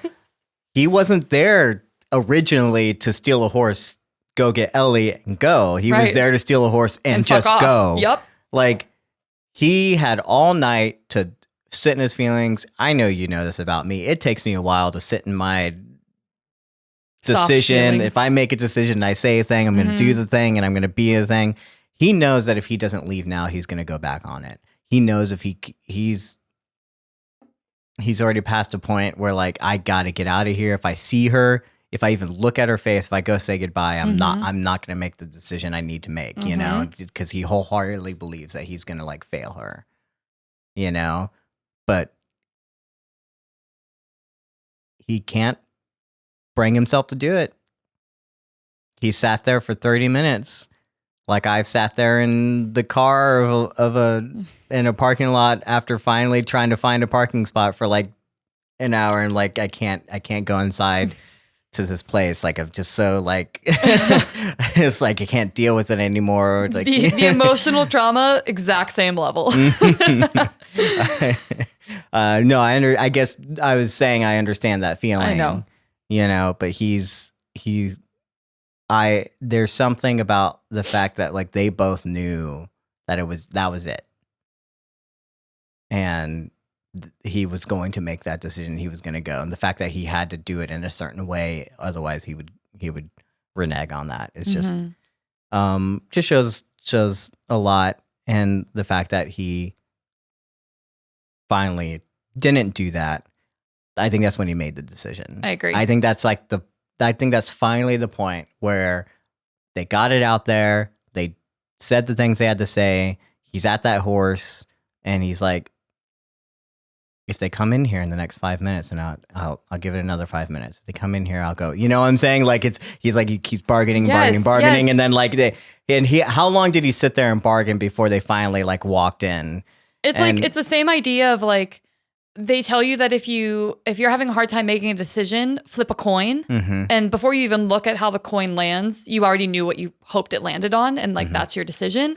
I feel like I can absolutely see Joel doing that. It's like, he's in here, and how much time is he going to kill? As much time as he needs to for Ellie to fucking walk in and like be there. And I think you're so right. And when she hands him that bag, shoves and him. she just goes like to the horse, like that's it. They both have turned the corner. They both have hit the point where now they are Joel and Ellie. They are a team. They are exactly where you wanted them to be. They weren't there before. I refuse to believe that they were there before. Whatever you wanted. It's always been there. Like it's not been there. It's always been bubbling. Because you had to finally, they had to make, I think that's it. That was the decision. It's like, it's official now. It's like when you're flirting with someone, you know they're going to be and your they don't boyfriend. have to hide anything from each other. From this moment on, they don't have to, they can just be themselves. Yeah. And I think that shows in the gun, him finally opening up and showing her how to shoot a gun. I don't we'll we'll get there, but I think it's like we see how they open up. They're just, and now he's teaching her about everything. He's like, I'm going to fail her. That's probably true to me or whatever, but it doesn't matter. I'm here. I'm going to teach her about football. I'm going to teach her about what a contractor is. You know, like I'm going to teach her how to shoot a gun because you are my daughter, Ellie. And and that's apparent to me too when Tommy says there's a place for you here, both of you, and Joel admits, I'm counting on it. Like he sees Ellie in his future, and he's willing to accept that like they're a unit and could maybe, hopefully, in a great world, like have some sort of normal life together. He's turned a point of being able to, I guess, see change. And that's beautiful. Again, in order for that to happen, he had to confront Tommy and share everything and be vulnerable. And he had to say what the fears were to Ellie for him to be able to change and to see a future and to see hope, you know? Right. And not only that, him counting on it is not just a life with Ellie. He now wants to know Tommy. He wants to get to know who Tommy is. He wants to be there for his nephew or niece. He wants to also give into this like family. Yeah. You know, and this tribe. And I think there's something there of him showing Tommy like, no, I will come back and I will be not the same person. Yeah. And I will try. And that this isn't going to be forever, because Tommy and Joel, they just left for however long and they didn't know if they were ever going to see each other again. And I think that's a promise to Tommy that like, this is different this time, you know? And I want to get to know you and your wife and want things to be different. I know that we talked a lot about this episode being like kind of about reckoning with failure, but another way I boiled this episode down was a willingness to build or rebuild in Joel's case. Mm-hmm. And that's another thing that we see here. We talked about in a previous episode. Joel has been so afraid to build anything because he's afraid it's going to crumble around him. And he's finally like let that little spark of love or hope or whatever you want to call it blossom in him. And it is very poignant. You're right when he says like, I'm counting on it. It's so much more than, yeah, we'll be back in a little bit. It's a promise to himself and to Ellie and to like a new this is literally the start of a new chapter for him. Mm-hmm. And I really like that. Yeah. The thing to me, in terms of the building thing that you're mentioning, the thing to me that I feel like I've learned in life, again, I don't want to define people as good and bad. I don't believe there is such thing as good people or bad people. I think that's hard to describe. I think it's so prevalent in all of our stories and everything that we've learned from about humanity that you can't define. There's no defining lines for good or bad necessarily. But there are people that are selfish and that seek to destroy. And there are people that seek to build and are selfless, right? And you can put destruction as like putting someone down, destroying their self-worth, or whatever, like as bad, right? Or complimenting, supporting, building you like up. Lifting up. To me, those are the differences, right? And it's to me, everyone is redeemable. Tommy's shown that.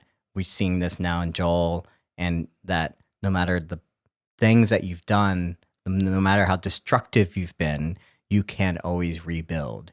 And it's about the effort you put into building into yourself, building other people up, building into a community that, whether it's actually physically or just metaphorically, building up, like that is how you redeem. Right. It's a selflessness in essence versus selfishness. Yeah. I think that to me is what we see in Jackson, in this city. We see Tommy literally building when we encounter him. We talked about this last week. And I think that's what Joel has seen is the difference. We talk about what they've done in the past. It's very destructive. It's very violent. It's very, what I'm saying? And now they are no longer those people. Yeah. Joel or Tommy's no longer that person. Joel will hopefully strive to be less like that person. Yeah. Joel's beginning his journey of like change and growth. To him, it starts with saving the world now. Yeah, I guess. And to like believe. Yeah. Believe. Going back to what Tess wanted this entire time. Just believe. Right. I believe it. You got to believe. You got to have some of this hope, And he wasn't doing that until now, until this very moment. He's gonna believe it. Yep. Well said. And that's why he says, like, you know what? If this is an option, I will start believe. I want to be a singer. Yeah. This whole, honestly, after they get on their horse and start trotting off,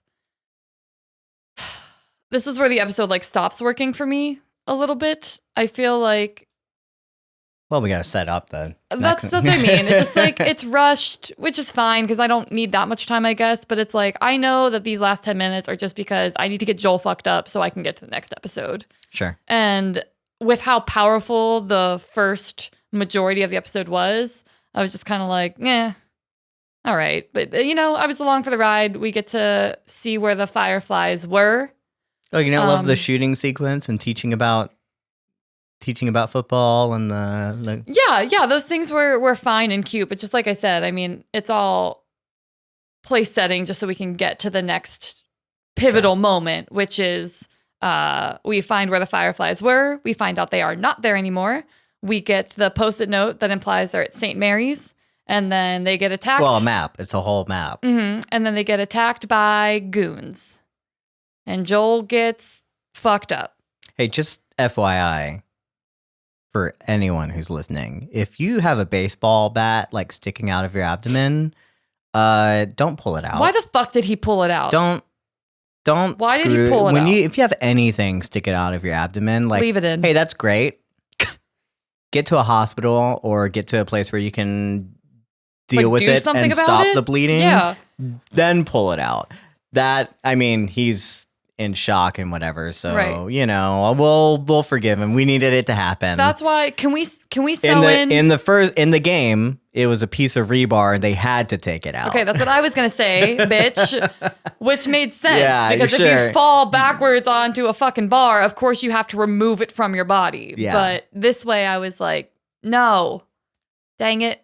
But that's okay. It's fine. Yeah. But her final moment's still very effective to me. Yeah, ouch.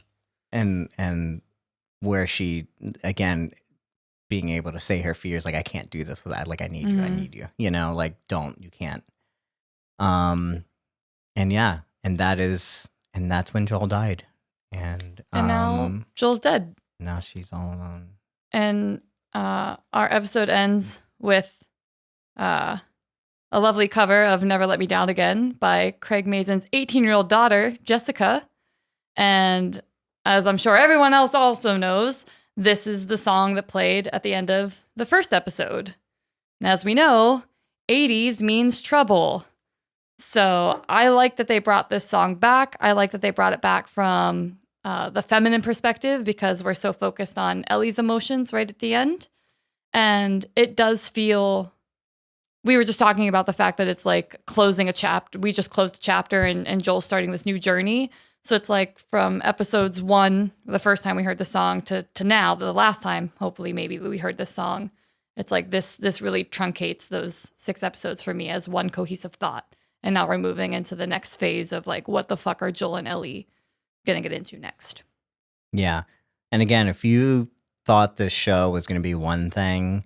I know there's plenty of people. I was like, I thought I was getting into a zombie show. And like, honestly, it's like, this is what the show is. This is what it's about. Mm-hmm. Craig and Neil talk about it this entire episode. There's not a whole lot of action as you're used to calling it, but a whole lot of things happen.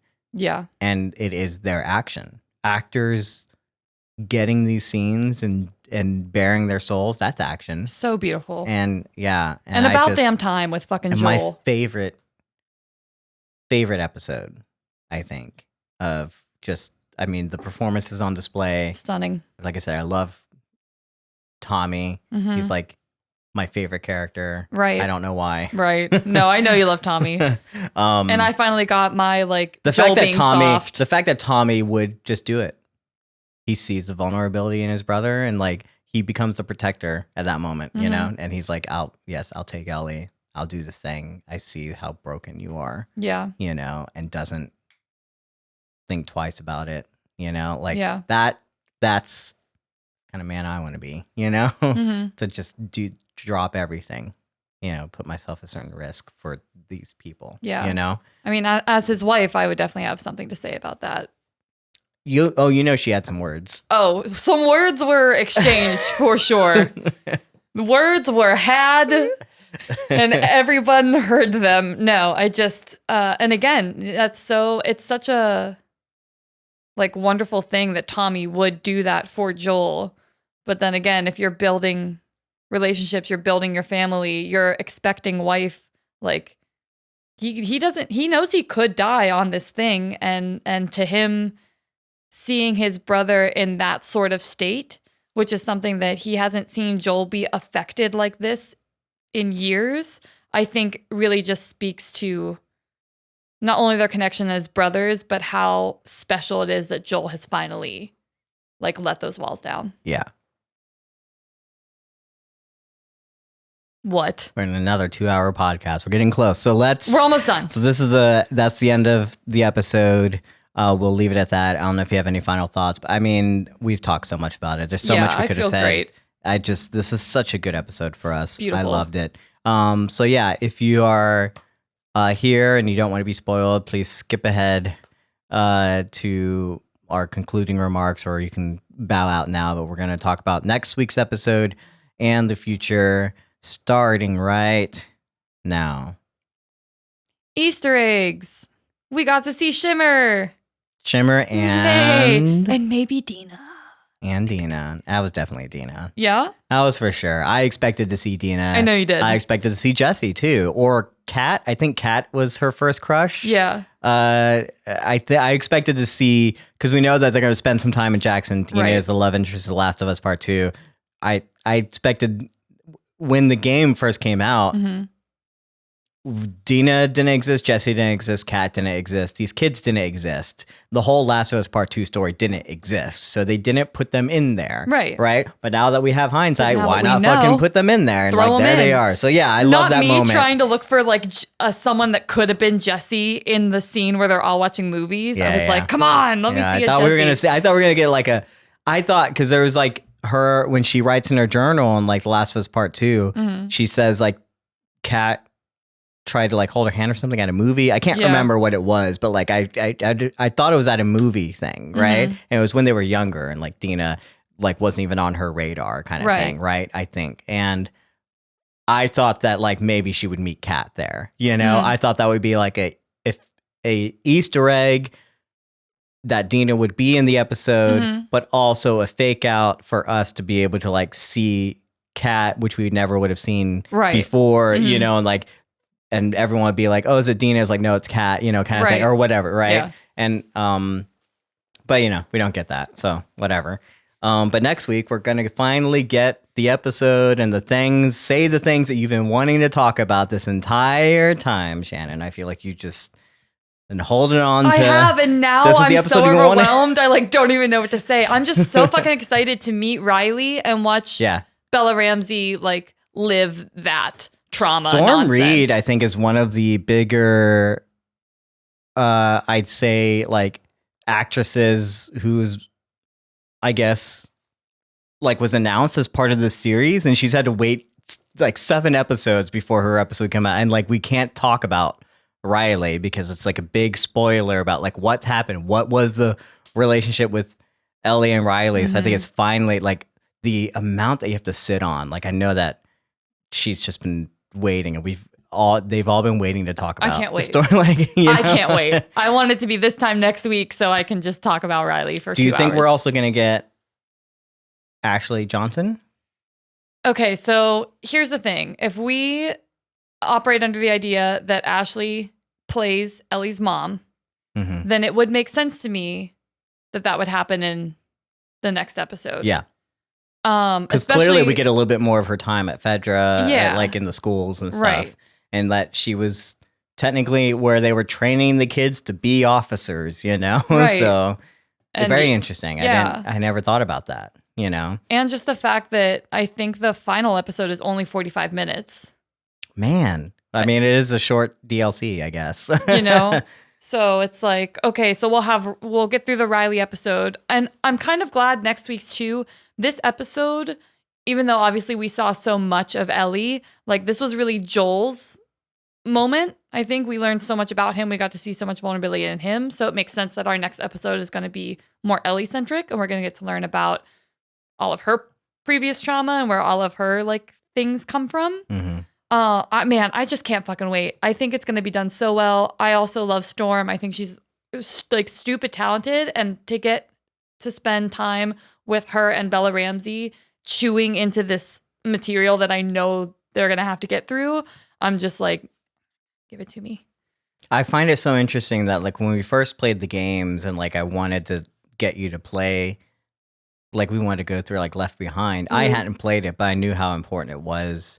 So I hadn't played it before you got to watch me like play it, you know, and I feel like you weren't that interested in it at first, but that has been like the most interesting thing since going through it that you've been like looking forward to, of like The Last of Us, like part 1, I should say. I think for me too, it's because of the Last of Us, the original game, and then The Last of Us 2, I prefer the second game.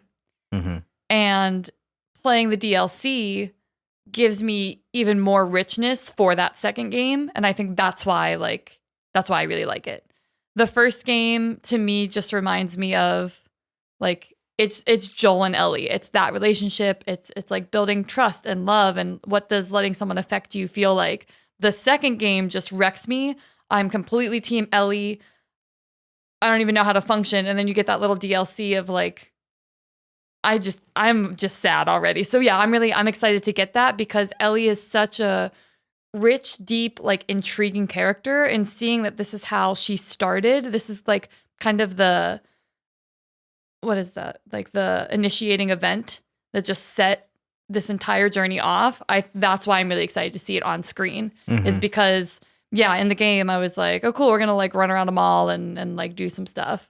And it's like, no, Riley is such an important, pivotal person for Ellie to have in her life, and is, I think, the first time that she's experienced what she probably considers like soul crushing loss. Yeah.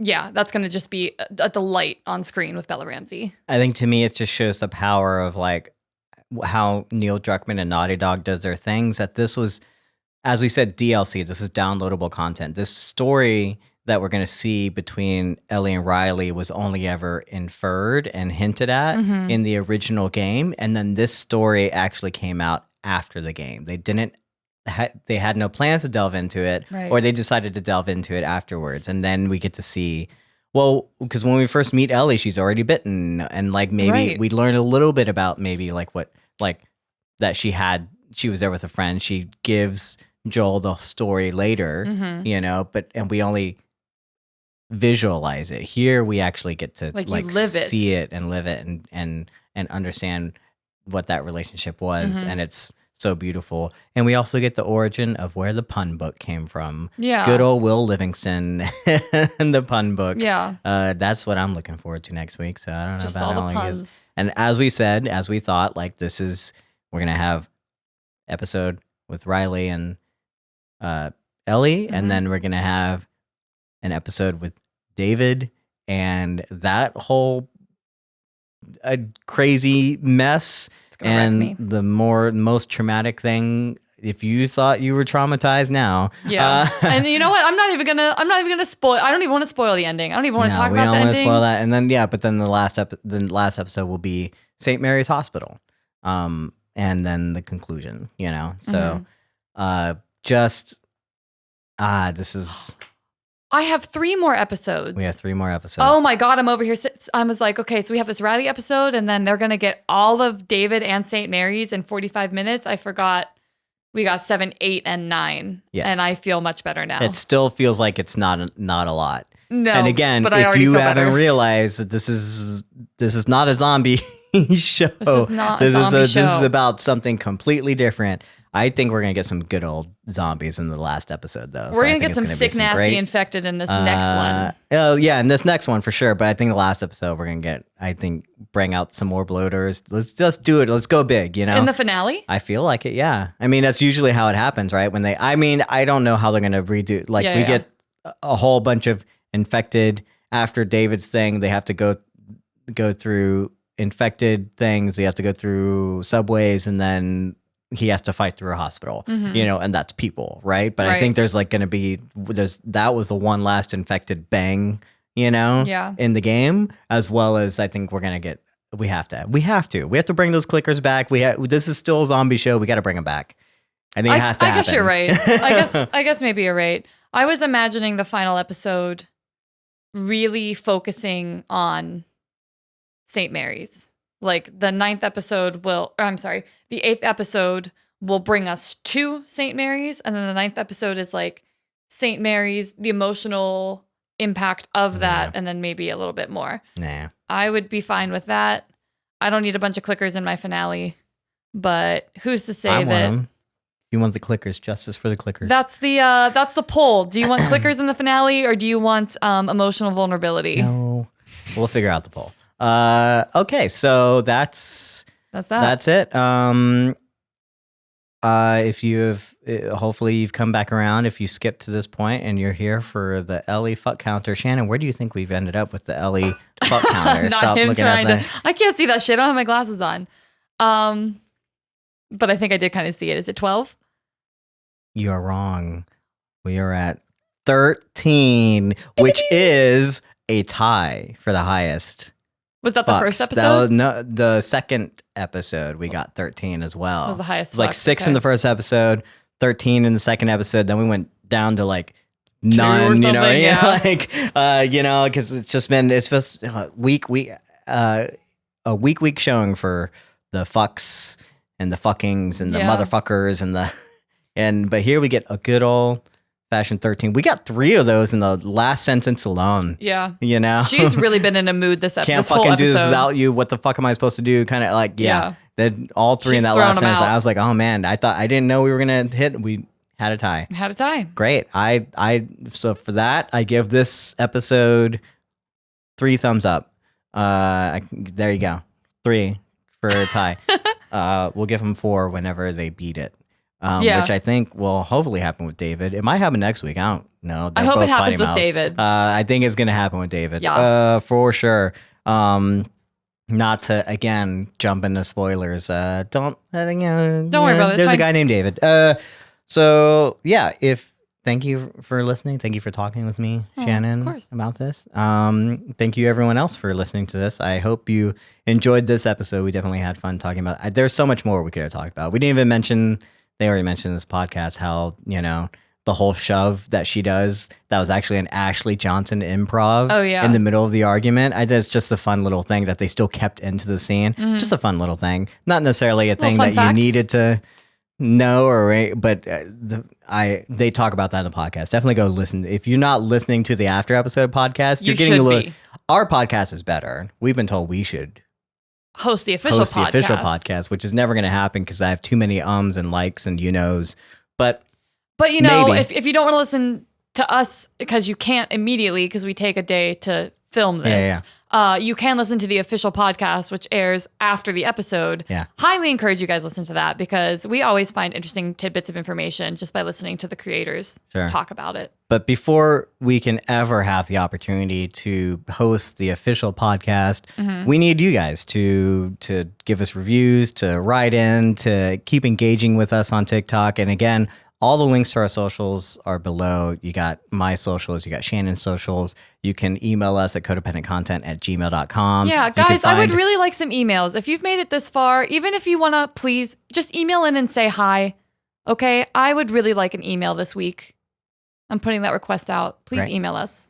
Tell us, join our Discord where you can just talk about it. I just chat. We'll chat with you. We'll definitely follow up, but do whatever. Like we're open books over here. We're not as closed off as Joel is. And keep engaging with us. Give us those reviews. Keep doing those things. That's what we need in order to ever get to the point where we will become better people and better podcasters so that we can keep bringing you the content that you like.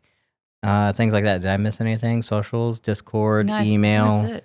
and reviews. And yes, go watch this on Spotify or listen to it on Spotify. And if you are doing it on Spotify, you can also engage with the questions that we leave or the polls, which I sometimes have to do whenever I'm uploading the podcast, like last minute. I'm like, oh man, what do I want the polls to be? But so it's not always thought out, but that's one way you can also engage with us. So please do that. If you do enjoy watching this, you can also watch this on YouTube. Go comment there. That's one place where you can do that. You can't always engage.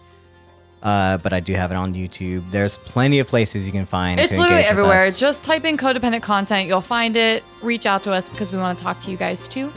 And we'll see you next week. Yeah, thanks.